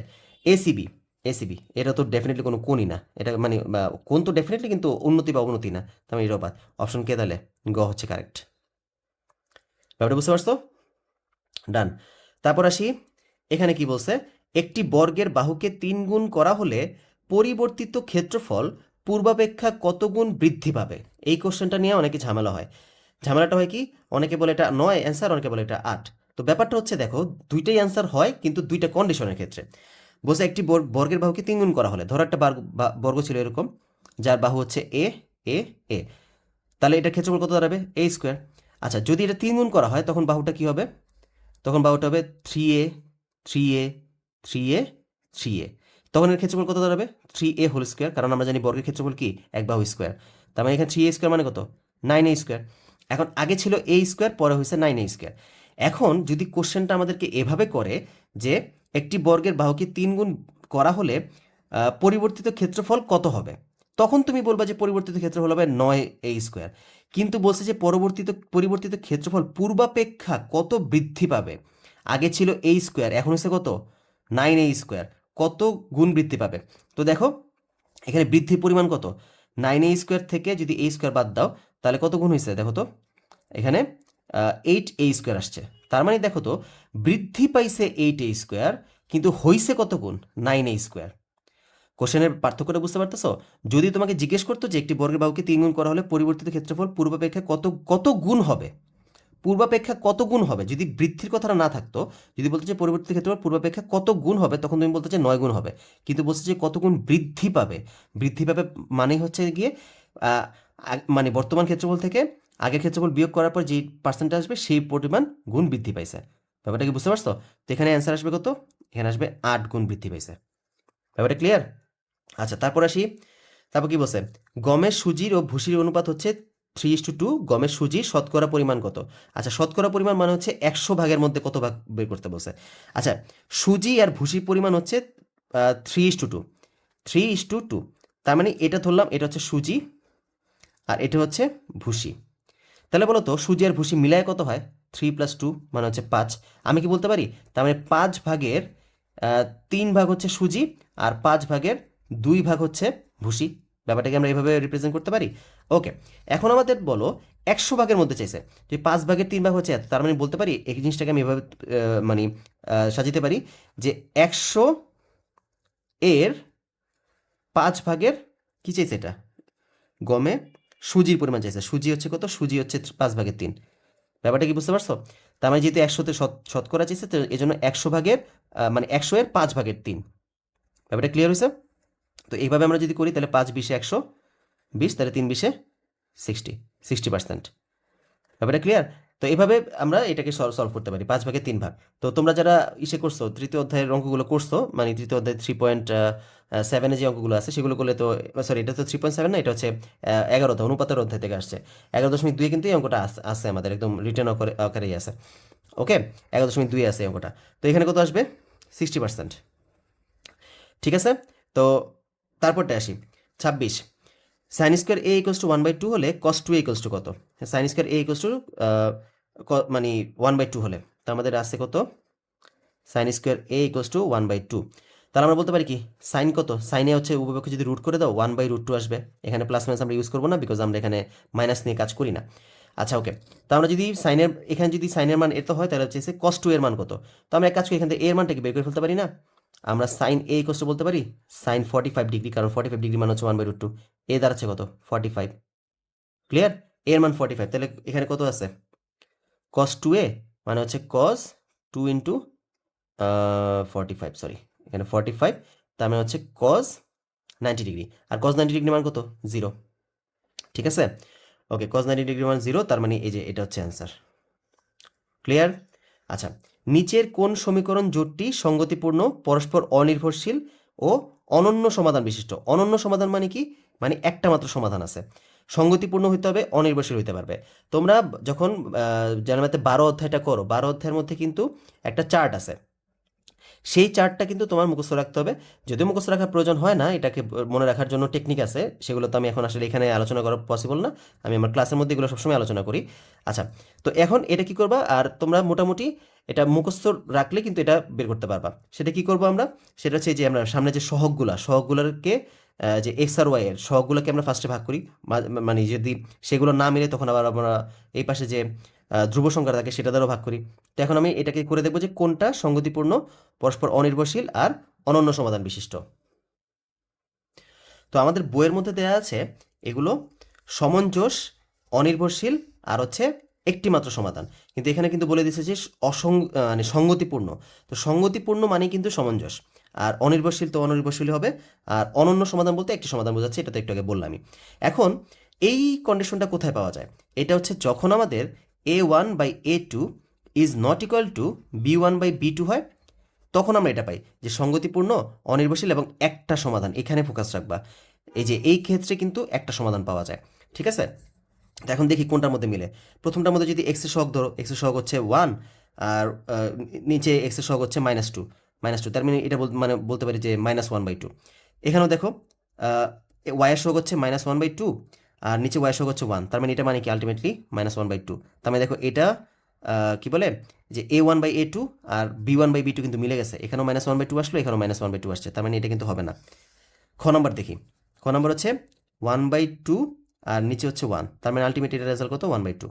আর ওয়াইয়ের ক্ষেত্রে হচ্ছে কি -1 ডিভাইড বাই -2, মাইনাস মাইনাস কাটা গেলে 1/2, তার মানে দেখো এটাও কিন্তু মিলে গেছে, তার মানে এটাও কারেক্ট হবে না।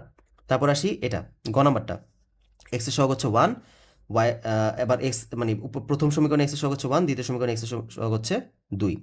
আর এখানে কত? প্রথম সমীকরণে এক্সের সহগ হচ্ছে -1/2, আর দ্বিতীয় সমীকরণে ওয়াইয়ের সহগ হচ্ছে কত আমাদের 1। ঠিক আছে, দেখো এখানে আছে 1/2, আর এখানে যদি 1 এর তো ভ্যালু নেই, 1 বাদ চলে গেছে, -1/2। তো এখানে দেখো এটা কিন্তু মিললো না, এখানে এক্সের যে সহগের অনুপাত আর ওয়াইয়ের সহগের অনুপাত কিন্তু আমাদের মিলতেছে না, তাই না? তাহলে এইটা হবে আমাদের কারেক্ট। আর এটাতে যদি অপশন চেক করে, এটা তো কিন্তু দেখো মিলবে 1 ডিভাইড বাই 1/2, আর এখানে হচ্ছে -2 -1, এই 2টা আলটিমেটলি উপরে উঠে যাবে, 2 মাইনাস মাইনাস কাটা গেলে 2, দেখো এটা মিলছে। মানে প্রত্যেকটার মধ্যে কিন্তু a1/a2 b1/b2 মিলে গেছে, শুধুমাত্র এই গ নাম্বারটা বাদে। তার মানে এটাই হচ্ছে আমাদের কারেক্ট অ্যান্সার। তো আমাদের অবশ্যই কিন্তু এই চারটা ভালোভাবে মনে রাখতে হবে।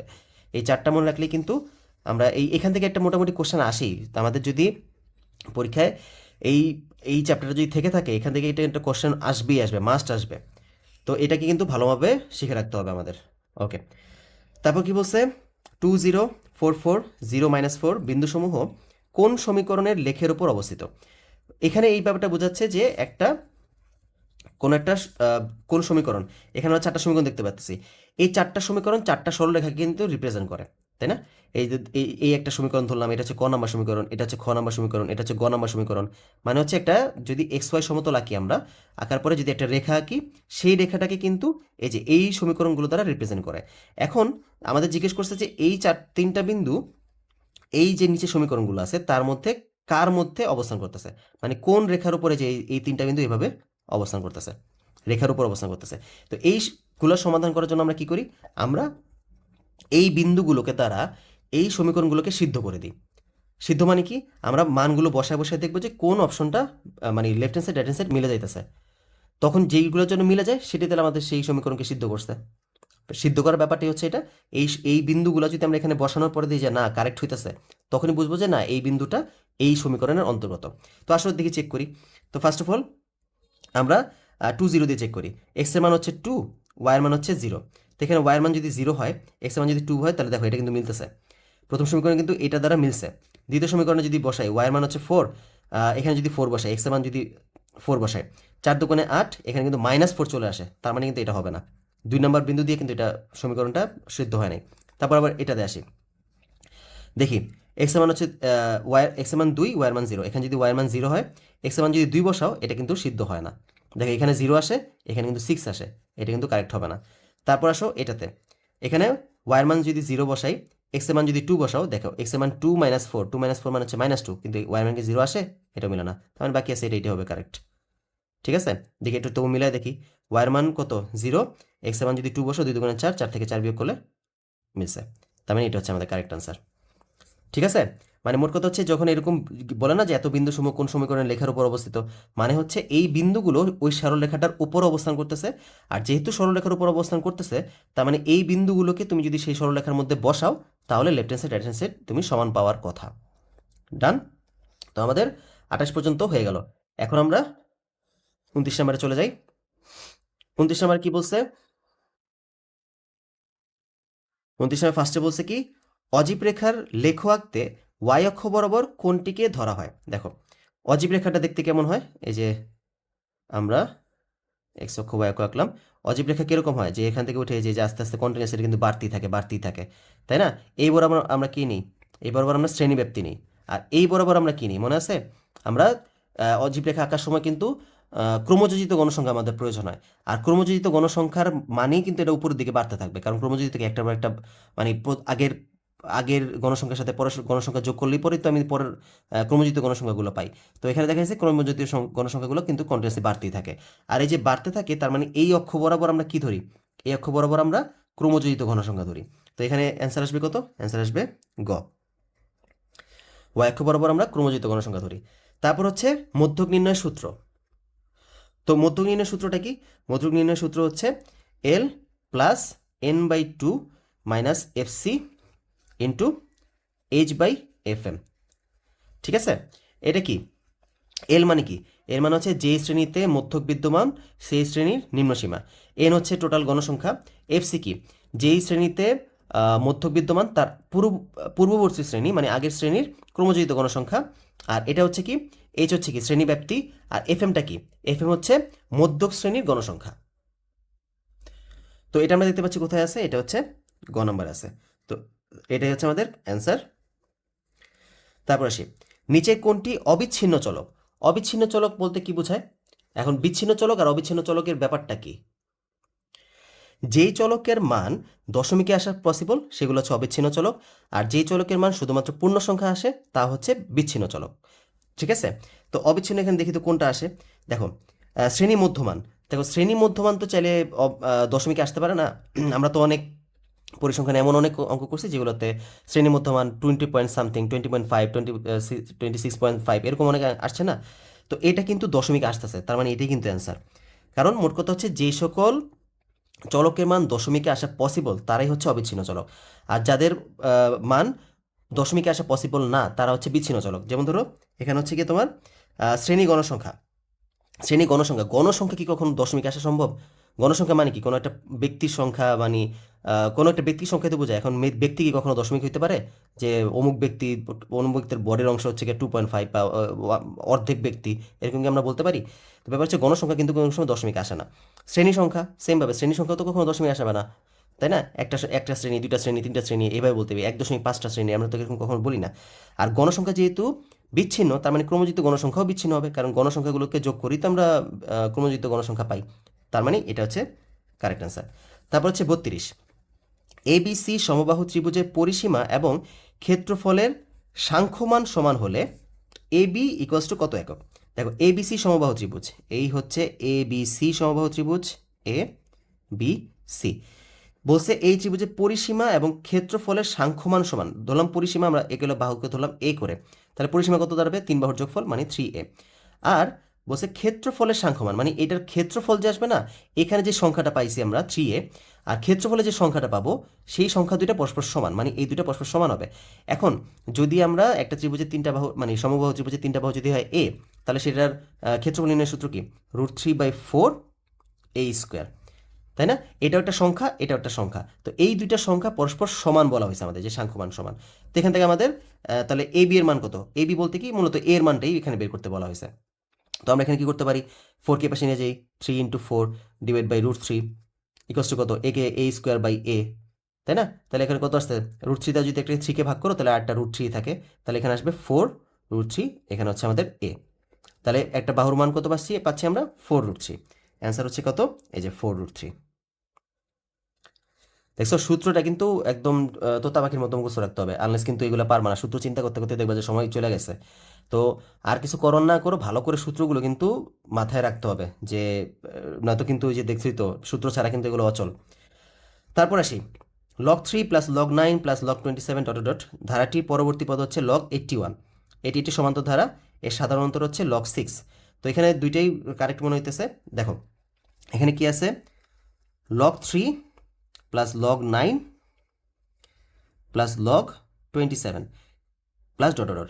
এই লগটাকে আমরা কীভাবে লিখতে পারি? log 3⁻1 + log 3⁻2 + log 3⁻3 +...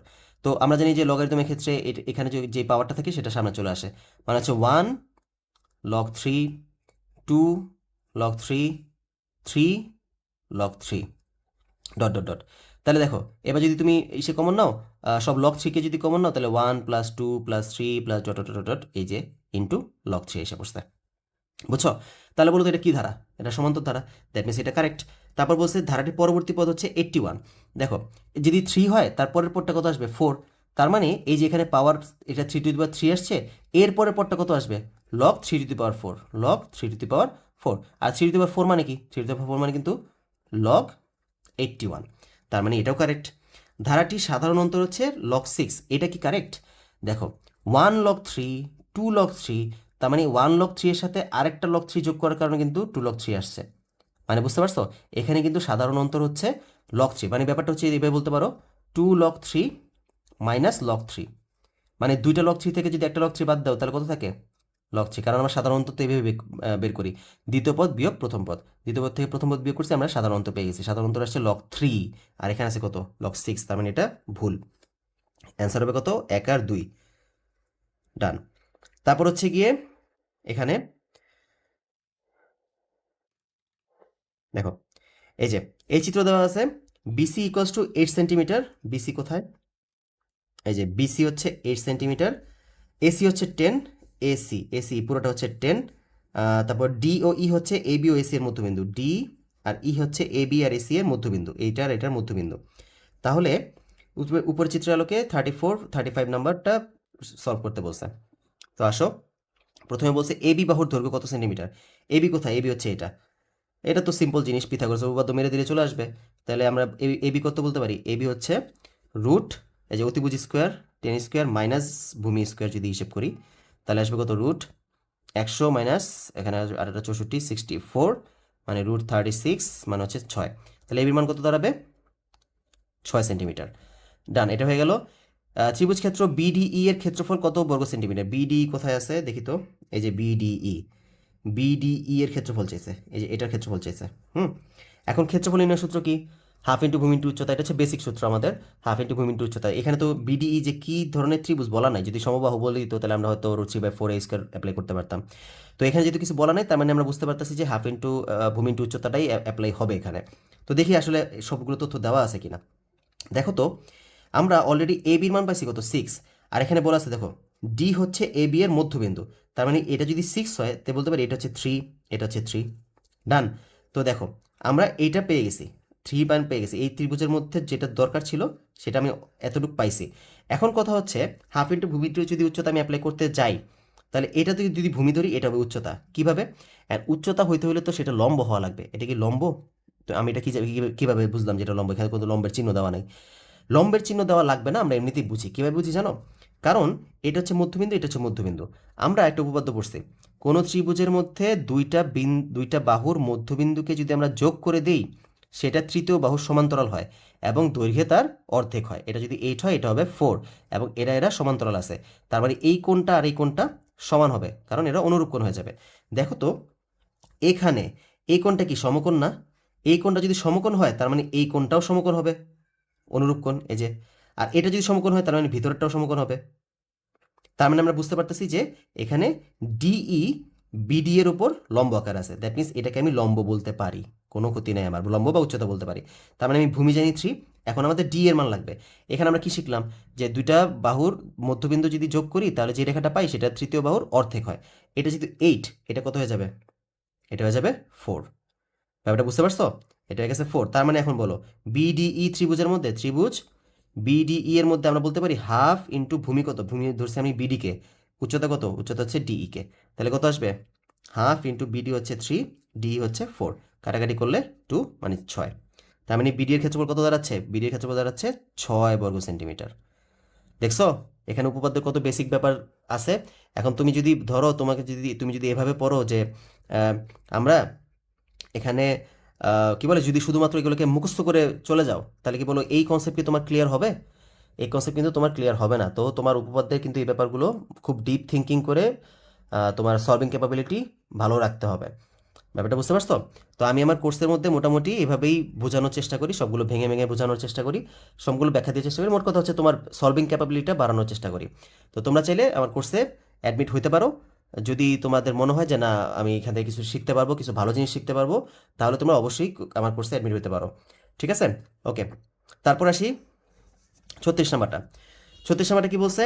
ত্রিভুজ এবিসি এর এবি ও এসি বাহুর মধ্যবিন্দু যথাক্রমে পি ও কিউ হলে ABC is to AP Q কত? দেখো আমাদের বলছে ত্রিভুজ এবিসি, এ বি সি এর এবি ও এসি বাহুর মধ্যবিন্দু যথাক্রমে পি ও কিউ। এবি বাহুর মধ্যবিন্দু হচ্ছে এটা পি, এসি বাহুর মধ্যবিন্দু হচ্ছে এখানে কিউ। এই পি আর কিউ যোগ করে দিছে। বলছে ত্রিভুজ এপি কিউ, সরি এবিসি, ত্রিভুজ A B C is to ত্রিভুজ এ পি কিউ, অর্থাৎ এই ত্রিভুজের ক্ষেত্রফলের সাথে এই ত্রিভুজের ক্ষেত্রফলে যদি অনুপাত করা হয় তাহলে কত আসবে সেটা আমাদেরকে জিজ্ঞেস করা হয়েছে। এখন বলো এটা কিভাবে করতে পারি, আর এটা কোন চ্যাপ্টার থেকে আসছে সেটা কি কেউ বলতে পারবা? এটা আসছে আমাদের 14 অধ্যায় থেকে। আচ্ছা, 14 অধ্যায়ের মধ্যে একটা উপপাদ্য আছে। উপপাদ্যটা কি? দুটি সদৃশ ত্রিভুজের, ধরো এই দুটো সদৃশ ত্রিভুজ, সদৃশ মানে কি? এই কোণ এই কোণের সমান, এই কোণ এই কোণের সমান, এই কোণ এই কোণের সমান। ত্রিভুজ কিন্তু দুইটা সমান না, ত্রিভুজ কিন্তু ছোট বড়। দুইটা সদৃশ ত্রিভুজের ক্ষেত্রফলের অনুপাত, অর্থাৎ এটা যদি হয় এ বি সি, এটা যদি হয় ডি ই এফ, তাহলে এদের ক্ষেত্রফলের অনুপাত ত্রিভুজ A B C is to ত্রিভুজ ডিই এফ, এদের ক্ষেত্রফলের অনুপাত হবে এই দুইটা ত্রিভুজের যে কোনো একটা অনুরূপ বাহুর ওপর অঙ্কিত বর্গক্ষেত্রের ক্ষেত্রফলের অনুপাতের সমান। মানে ব্যাপারটা হচ্ছে অনুরূপ বাহু, ধরো এখানে অনুরূপ হচ্ছে এ বি আর ডিই, অর্থাৎ এদের অনুপাত হবে এই অনুরূপ বাহুর উপর যদি তুমি বর্গ করো এ বি স্কোয়ার, আর এখানে যদি ডিই আছে না, ডিইর উপর যদি স্কোয়ার করো তাহলে এদের অনুরূপ বাহুর উপর অনুপাতের মানে বর্গের অনুপাতের সমান। মানে ক্ষেত্রফল হচ্ছে অনুরূপ বাহুর উপর বর্গের অনুপাতের সমান। তো এখন আমরা এখানে এই জিনিসটাই অ্যাপ্লাই করব কিভাবে? দেখো আমাদের কিন্তু দুইটা ত্রিভুজ আছে এবিসি আর এপি কিউ। এখন বলো এবিসি আর এপি কিউ কি সদৃশ ত্রিভুজ? তোমরা কি এটা জানো? এটা কিন্তু অ্যাকচুয়ালি সদৃশ ত্রিভুজ। কিভাবে জানো? প্রথমত আসো কিছু লজিকে যাই। এখানে বলছে পি হচ্ছে এবি এর মধ্যবিন্দু, কিউ হচ্ছে এসি এর মধ্যবিন্দু। একটু আগে কিন্তু আমরা পড়ছি দুইটা যদি একটা ত্রিভুজের দুইটা বাহুর মধ্যবিন্দু সংযোগ যে রেখা তার তৃতীয় বাহু সমান্তরাল, তার মানে এই দুটো মধ্যবিন্দু হওয়ায় এই রেখাটা আর এই রেখাটা সমান্তরালে আছে। সমান্তরালে থাকার কারণে আমরা বলতে পারি সমান্তরালে আছে আর এটা হচ্ছে ছেদক, তার মানে এই কোণটা আর এই কোণটা অনুরূপ কোণ, এই কোণটা অনুরূপ কোণ, তার মানে এই দুইটা হচ্ছে সমান কোণ। আর এ কোণ তো এই ছোট ত্রিভুজের মধ্যেও আছে, এই বড় ত্রিভুজের মধ্যেও আছে, দুইটা ত্রিভুজের মধ্যে এটা সাধারণ। তার মানে বলতে পারতেছি এ বি সি ত্রিভুজ আর এপি কিউ ত্রিভুজ সদৃশকোণী, তাই না? সদৃশকোণী, যেহেতু সদৃশকোণী তার মানে এই উপপাদ্যটা অ্যাপ্লাই হবে যে অনুরূপ বাহুর উপর বর্গটা সেম আসবে। আর অনুরূপ বাহু কে কে আছে? তুমি যদি এপি কে ছোট ত্রিভুজের একটা বাহু ধরো, তাহলে এবি হবে বড় ত্রিভুজের একটা বাহু। আমরা বলতে পারি এই যে ABC is to AP Q, ABC থেকে বাহু নিলাম আমরা এবি স্কোয়ার ইস টু, আর এপি থেকে এপিসি ত্রিভুজ থেকে আমরা বাহু নিলাম এপি স্কোয়ার। ডান। এই যে আমরা দুইটা বাহু স্কোয়ার নিলাম। এখন দেখো তো এ বি স্কোয়ার তো আছে এই জায়গায়, আছে না? এখন আমাকে বলো এপি, এই পি বিন্দুটা কি, এটার অর্ধেক না? এটার তো অর্ধেক। তাহলে আমি কি এপিকে বলতে পারি এপি হচ্ছে এ বি এর অর্ধেক? বলা যাবে হাফ অফ এ বি, বাইরে হলো স্কোয়ার, এপি মানে হচ্ছে হাফ অফ এ বি। তাহলে এখানে কত আসতেছে? A B square is two, স্কোয়ারের কারণে হয় যে 1/4 অফ এ বি স্কোয়ার। দুই পাশ থেকে আমি এ বি বাদ দিয়ে দিলাম, আসবে কত? 1:1/4। এখন দুই পাশে আমি 4 দ্বারা গুণ করে দিলাম, কত আসবে? 4:1। এটা বুঝতে পারছো? ত্রিভুজ এবিসির সাথে এপি কিউকে আমরা যখন কম্পারিজন করব, তাহলে এই যে অনুরূপ বাহুর উপর স্কোয়ার করছি, আর এখান থেকে যে আমার তো শর্ত দেওয়া ছিল এটা হচ্ছে অর্ধেক, এভাবে করে আমরা কি পেলাম? 4:1। ব্যাপারটা ক্লিয়ার? তো এখানে অ্যান্সার আসবে কত? এই যে 4:1। তো এইভাবে দেখছো জ্যামিতির কিন্তু বেসিকগুলো ক্লিয়ার রাখতে হবে। তুমি নয়তো ধরো তুমি লগারিদম পারো, বীজগাণিতিক রাশি পারো তুমি, হ্যাঁ, তারপর হচ্ছে গিয়ে ধারা পারো, মানে এভরিথিং মোটামুটি সব চ্যাপ্টার পারো, কিন্তু তুমি জ্যামিতিতে অনেক দুর্বল। জ্যামিতি তুমি বেসিকগুলো স্ট্রং করতে পারতেছো না। হ্যাঁ, জ্যামিতি ধরো শুধুমাত্র শর্টকাট, মানে শুধুমাত্র ওই যে কিছু কিছু অবজেক্টিভ পারো, যে একটা ত্রিভুজকে বর্ধিত করলে বর্ধিত কোণ বহিস্থ অন্ত মানে বিপরীত অন্তস্থ কোণদের সমষ্টির সমান, মানে বেসিক বেসিক ব্যাপার স্যাপার জানো, তুমি বাকি সব উপপাদ্য বেশি এটা জানো না। তখন কিন্তু তুমি বলো এই যে এই ব্যাপারগুলো কি তুমি সলভ করতে পারবা? তোমার উপপাদ্য বিষয়ক যেসব জ্যামিতি বিষয়ক যেসব অবজেক্টিভ আসে, অ্যাটলিস্ট 3-4 থেকে 5টা কোশ্চেন অবজেক্টিভ থেকে আসে, তুমি যদি সেগুলো সামহাও মিস করে ফেলো, তাহলে কি তোমার এ প্লাস আসবে? এ প্লাস কিন্তু তোমার এখান থেকে ছুটে যাবে, মানে অনেক মার্কস কমে যাবে তোমার। তো এই জন্য জ্যামিতিতে কিন্তু স্ট্রং হইতে হবে। ঠিক আছে? Okay fine. তো এটা গেল, এটা হচ্ছে আমাদের 36 নাম্বারটা, আর মাত্র অল্প কয়েকটা বাকি আছে। তারপর হচ্ছে গিয়ে তারপরে কোশ্চেনে যাই। বলছে কি A B C D E হচ্ছে একটি সুষম পঞ্চভুজ। এখন উপরে তথ্য আলোকে 37 ও 38 নাম্বার কোশ্চেনের উত্তর দাও। পঞ্চভুজটির প্রতিসাম্য রেখা কতটি? প্রতিসাম্য রেখা বলতে কি বোঝায়? প্রতিসাম্য রেখা হচ্ছে কোনো একটা অবজেক্টকে তুমি যদি এমন একটা রেখায় এমনভাবে ভাঁজ করতে পারো যে দুই পাশ পরস্পর মিলে যাবে, তখন সেই রেখাটাকে বলা হয় মূলত প্রতিসাম্য রেখা। যেমন ফর এক্সাম্পল আমরা কি বলতে পারি, কিভাবে বলা যায়, যেমন ধরো এই যে এই আমার এই পেপারটা, এই পেপারটাকে যদি আমি এভাবে ভাঁজ করি, দেখো এভাবে যদি ভাঁজ করি, দেখো তো দুই পাশ কি সমানভাবে মিলে গেছে না? তার মানে এই রেখাটা হচ্ছে এই যে এখানে যে ভাঁজ করার পর যে এই রেখাটা পাবো, এই রেখাটা হচ্ছে একটা প্রতিসাম্য রেখা, ওর প্রতিসাম্য রেখা। এরকমভাবে কয়টা ভাঁজ করতে পারি? আমি যদি এইভাবে ভাঁজ করি, এভাবে কিন্তু একটা প্রতিসাম্য রেখা পাবো, তাই না? আমি যদি এইভাবে ভাঁজ করি, এই যে এইভাবে, তখনও দেখো তুমি যদি এটাকে মাঝখান বরাবর কাটার পরে যদি দুইটা অ্যাডজাস্ট করো না, দেখবে যে সেম হয়ে গেছে, যেহেতু এটা রেক্টেঙ্গুলার। হ্যাঁ, এটা মানে এটা আয়তকার হওয়ার কারণে আমরা এখানে এরকমভাবে অনেকগুলা রেখা দিয়ে কাটতে পারবো। তো এইগুলোকে বলা হয় তোমার প্রতিসাম্য রেখা। এখন আমাদের বলছে সুষম পঞ্চভুজ। সুষম পঞ্চভুজ দেখতে কেমন হয়? সুষম পঞ্চভুজ দেখতে হয় অনেকটা এই যে এইরকম। ঠিক আছে? এইরকম হচ্ছে সুষম পঞ্চভুজ। তো এই সুষম পঞ্চভুজের ক্ষেত্রে একটা ব্যাপার হচ্ছে, তুমি আহ, সুষম পঞ্চভুজ না অ্যাকচুয়ালি, তুমি যতগুলো এরকম আহ, সে বহুভুজ আছে সেগুলোর ক্ষেত্রে, মানে ত্রিভুজ বলো, চতুর্ভুজ বলো, পঞ্চভুজ বলো, এই সকল বহুভুজগুলোর ক্ষেত্রে যেই কয়টা আহ, বাহু থাকে, তার প্রতিসাম্য রেখা যদি সুষম হয়, যদি সুষম হয় তাহলে যেই কয়টা বাহু থাকে সেই কয়টাই আমাদের প্রতিসাম্য রেখা পাওয়া যায়। ব্যাপারটা বুঝতে পারছো? তো এখানে দেখো আমাদের কয়টা বাহু আছে? 5টা বাহু আছে। এই 5টা বাহুকে তুমি 5টা বাহু আছে, তার মানে তুমি 5টা শীর্ষবিন্দু পাবা। 5টা শীর্ষবিন্দু থেকে তুমি যদি বিপরীত বাহুর উপর লম্ব টানো, ধরো এখান থেকে যদি একটা লম্ব টানলাম, তাহলে এখানে একটা প্রতিসাম্য রেখা হয়ে যাবে। আবার যদি ধরো কি বলে, এখান থেকে যদি আমি এটার উপর একটা লম্ব টানি, সেখানে একটা প্রতিসাম্য রেখা পেয়ে যাব। যদি আমার চিত্রটা একদম 100% অ্যাকুরেট হয় না, সুষম বহুভুজের চিত্রটা, পঞ্চভুজের চিত্রটা একটু অন্যরকম হবে। তো এইভাবে তুমি যদি শীর্ষ থেকে বিপরীত বাহুগুলোর উপর যদি লম্ব টানা শুরু করো না, তাহলে দেখবা যে এই প্রত্যেকটা রেখাই একে ভাঁজ করে ফেলবে। আর মোট কথা ব্যাপারটা এইভাবে মনে রাখবা, এন বাহু বিশিষ্ট বহুভুজের, সুষম বহুভুজের, এন বাহু বিশিষ্ট সুষম বহুভুজের প্রতিসাম্য রেখা কিন্তু এন হয়। মানে যদি 7টা মানে 7টা বাহুযুক্ত কোনো বহুভুজের প্রতিসাম্য রেখার কথা জিজ্ঞেস করা হয় না সুষম বহুভুজের, তাহলে তোমার প্রতিসাম্য রেখা কয়টা আসবে? 7টাই আসবে। এটা মনে রাখবা। আচ্ছা, তাহলে এখানে কত আসবে? পঞ্চভুজটি প্রতিসম রেখা কটি হবে? যেহেতু 5টা ভুজ, তার মানে 5। অবশ্যই কিন্তু সেটা সুষম হইতে হবে, ব্যাপারটা মনে রাখবে, সবগুলো বাহু কিন্তু সমান হইতে হবে। আচ্ছা, তখনই আমাদের এই সূত্রটা আর কি খাটবে। তারপর বলছে পঞ্চভুজটির অন্তস্থ প্রতিটি কোণের পরিমাপ কত ডিগ্রি? অন্তস্থ প্রতিটি কোণের পরিমাপ কত ডিগ্রি? এখন এইটা মনে রাখার জন্য তোমাদের একটা শর্টকাট সূত্র আছে যদিও, কিন্তু আমি শর্টকাট সূত্রের কথা বলবো না, কারণ এত সূত্রের মাঝে সেই শর্টকাট সূত্র আসলে মনে থাকে না। এটার জন্য টেকনিকটা কি দেখো, তুমি একটা পঞ্চভুজ আঁকো। আচ্ছা, আমি একটু অন্যরকমভাবে পঞ্চভুজটাকে, আমি সচরাচর পঞ্চভুজটাকে এইভাবে এঁকে অভ্যস্ত। তো এই যে একটা পঞ্চভুজ আছে, তাই না? এই পঞ্চভুজটার মধ্যে ভিতরে যে কোণগুলো আছে না, সেই কোণগুলোর সমষ্টি কত ডিগ্রি বলতে পারবা? দেখো, এটা বলার জন্য কিন্তু তোমার খুব বেশি মাথা খাটানোর দরকার নাই, সিম্পল একটা ব্যাপার। এই দুটাকে যোগ করে দাও। তাই দেখো, একটা ত্রিভুজ হয়েছে, একটা চতুর্ভুজ হয়েছে। এই ত্রিভুজের 3 কোণের সমষ্টি কত? 180। এই চতুর্ভুজের 4 কোণের সমষ্টি কত? 360। তার মানে যদি এগুলোকে যোগ করে যাও, 360 যোগ 180, তাহলে কত আসবে? 540। তার মানে এই যে সুষম পঞ্চভুজ আছে, এর 5টা কোণের সমষ্টি হচ্ছে 540 ডিগ্রি। এখন যেহেতু এটা সুষম, তার মানে প্রত্যেকটা কোণ সমান। এখন 540কে তুমি যদি 5 দ্বারা ভাগ করে দাও, তাহলে কত আসবে? দেখো, 540 ভাগ 5 কত আসে? 108। তার মানে এখানে প্রত্যেকটা কোণ আসবে কত করে? 108 ডিগ্রি করে। তো তোমার কি এক্সট্রা কোনো সূত্র টুত্র মনে রাখার কোনো দরকার আছে? দেখো, আমরা কিন্তু এইভাবেই টেকনিক্যালি অ্যাপ্লাই করে ফেলতে পারলাম। তাহলে এখানে অ্যান্সার আসবে কত? 108 ডিগ্রি। ব্যাপারটা ক্লিয়ার? তো এই পর্যন্ত আমরা শিখলাম। এখন আসো লাস্টের দুইটা কি আছে? পি কিউ আর এস গুণোত্তর ধারাভুক্ত হলে নিচে কোনটি সঠিক? এখন পি কিউ আর এস গুণোত্তর ধারাভুক্তর কথা বলা আছে।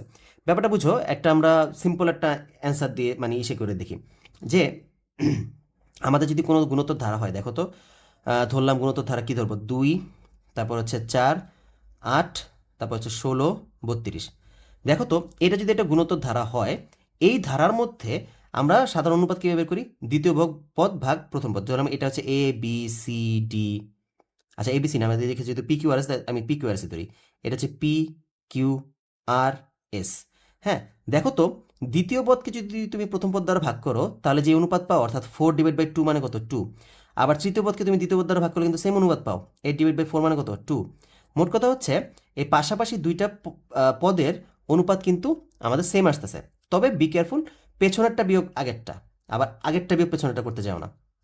ওকে, তার মানে এই লজিক্যালি যেহেতু আমাদের পি কিউ আর এসকে বলছে এটা গুণোত্তর ধারাভুক্ত, আমি কি বলতে পারি কিউকে পি দ্বারা ভাগ করলে আমরা যে অনুপাত পাবো, আর কে কিউ দ্বারা ভাগ করলে আমরা সেম অনুপাত পাবো, এস কে আর দ্বারা ভাগ করলে আমরা সেম অনুপাত পাবো। That means Q by P equals to R by Q equals to S by R. এটা কি আমরা বলতে পারি? যেহেতু এটা গুণোত্তর ধারাভুক্ত। তো এখন এখান থেকে আমরা কি পাই? যদি এখানে আমরা দেখতে পাচ্ছি পি কিউ সমান সমান আর এস, পি কিউ সমান সমান আর স্কোয়ার, তো এগুলো তো দেখি একটু আসে কিনা। এখান থেকে আমাদের কী কী পাই? এই দুটো নিয়ে যদি কাজ করি তাহলে আসবে কিউ স্কোয়ার সমান সমান পি আর। এই দুটো নিয়ে যদি কাজ করি তাহলে আসবে কি? আর স্কোয়ার সমান সমান কিউ এস। আবার ঠিক আছে, এই দুটো নিয়ে যদি কাজ করি তাহলে কত আসবে? এখানে Q R equals to PS. তো এই যে আমাদের যেহেতু এই কয়টা তথ্য দেওয়া আছে, তার মানে আমি এই 3টা মান পেতে পারি। তো দেখে দেখুন এই 3টার মধ্যে কোনটা আছে?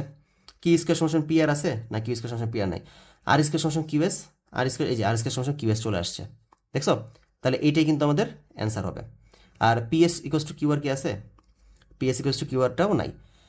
তো বুঝতে পারছো, যেহেতু আমাদের অনুপাত বের করতে বলা হয়েছে, তার মানে এখানেও 2 আসছে, এখানেও 2 আসছে, তারপরে যদি 8কে 16কে যদি 8 দ্বারা ভাগ করতাম তাও তো 2 আসতো, মানে প্রত্যেকটা অনুপাতে কিন্তু সমান আসতো।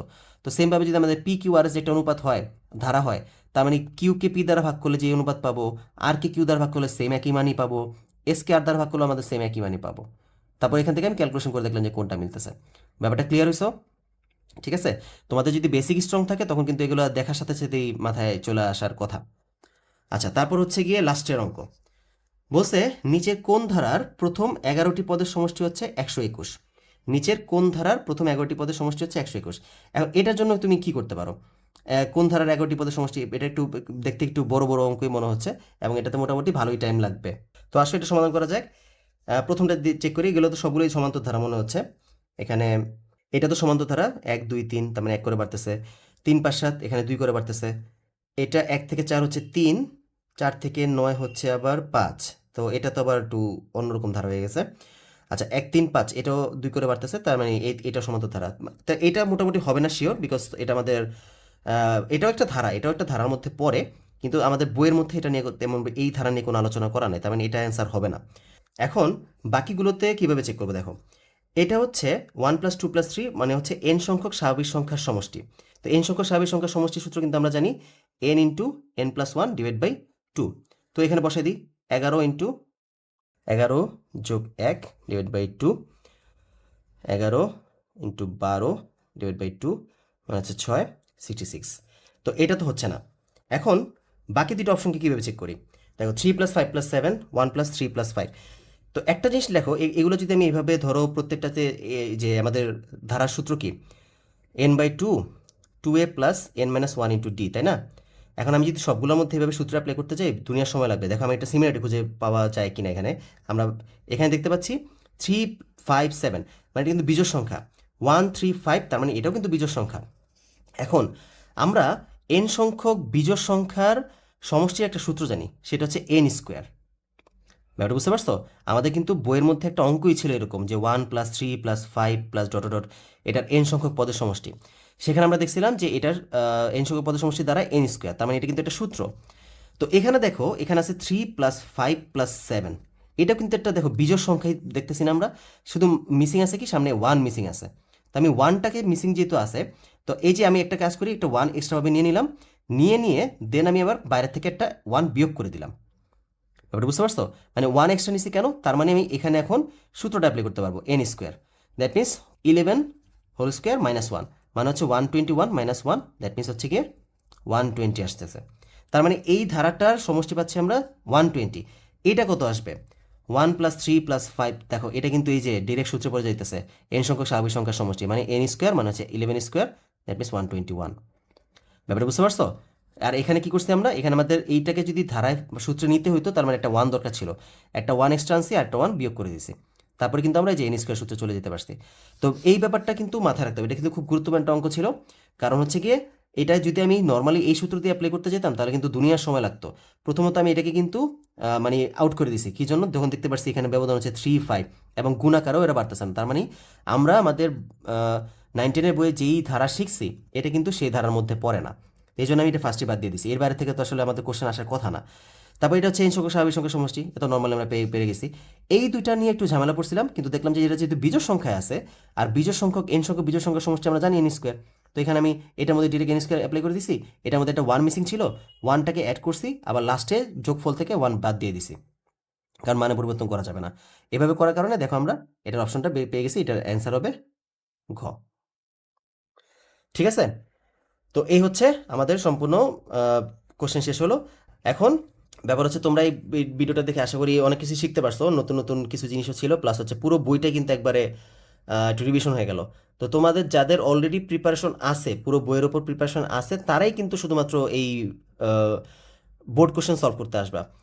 তুমি যদি ভাবো যে না এখানে বোর্ড কোশ্চেন সলভ করলে আমি অনেক কোশ্চেন কমন পেয়ে যাবো, অঙ্ক অ্যান্সার মুখস্থ করে যাই, হ্যাঁ এরকম করলে কিন্তু ভাই হবে না। তোমার আগে পুরো বইটা কমপ্লিট করতে হবে, বই কমপ্লিট করার পরে তুমি এখানে আসতে পারবা। ঠিক আছে? আর আমার কোর্স কিন্তু বর্তমানে রানিং আছে, জেনারেল ম্যাথ হায়ার ম্যাথের কোর্সটা বর্তমানে চলতেছে। তো তোমরা যদি ক্লাস করতে আগ্রহী হও, যে সম্পূর্ণ আমি ডিটেলসে পড়াই, তো তোমরা যদি মনে হয় খুব ভালো একটা বেসিক তুমি চাও এবং কোনো কিছু বাদ দিয়ে পড়াই না আমি, তো যার কারণে দেখা গেছে কি তুমি অনেক অনেক কোশ্চেনের যদি তোমাকে ঘোরায় পেঁচায় দেয় সেগুলো তুমি কিন্তু কমপ্লিট করতে পারবা। ঠিক আছে? তাহলে যদি কোর্স করতে কেউ আগ্রহী থাকো তাহলে অবশ্যই আমার হোয়াটসঅ্যাপ নাম্বারে মেসেজ দিবা, আর হচ্ছে কি আমি ডিসক্রিপশন বক্সে দিয়ে রাখতেছি সব তথ্য, সেখান থেকে তুমি দেখে নিতে পারবা। তো ধন্যবাদ সবাইকে ভিডিওটা এতক্ষণ ধৈর্য ধরে দেখার জন্য।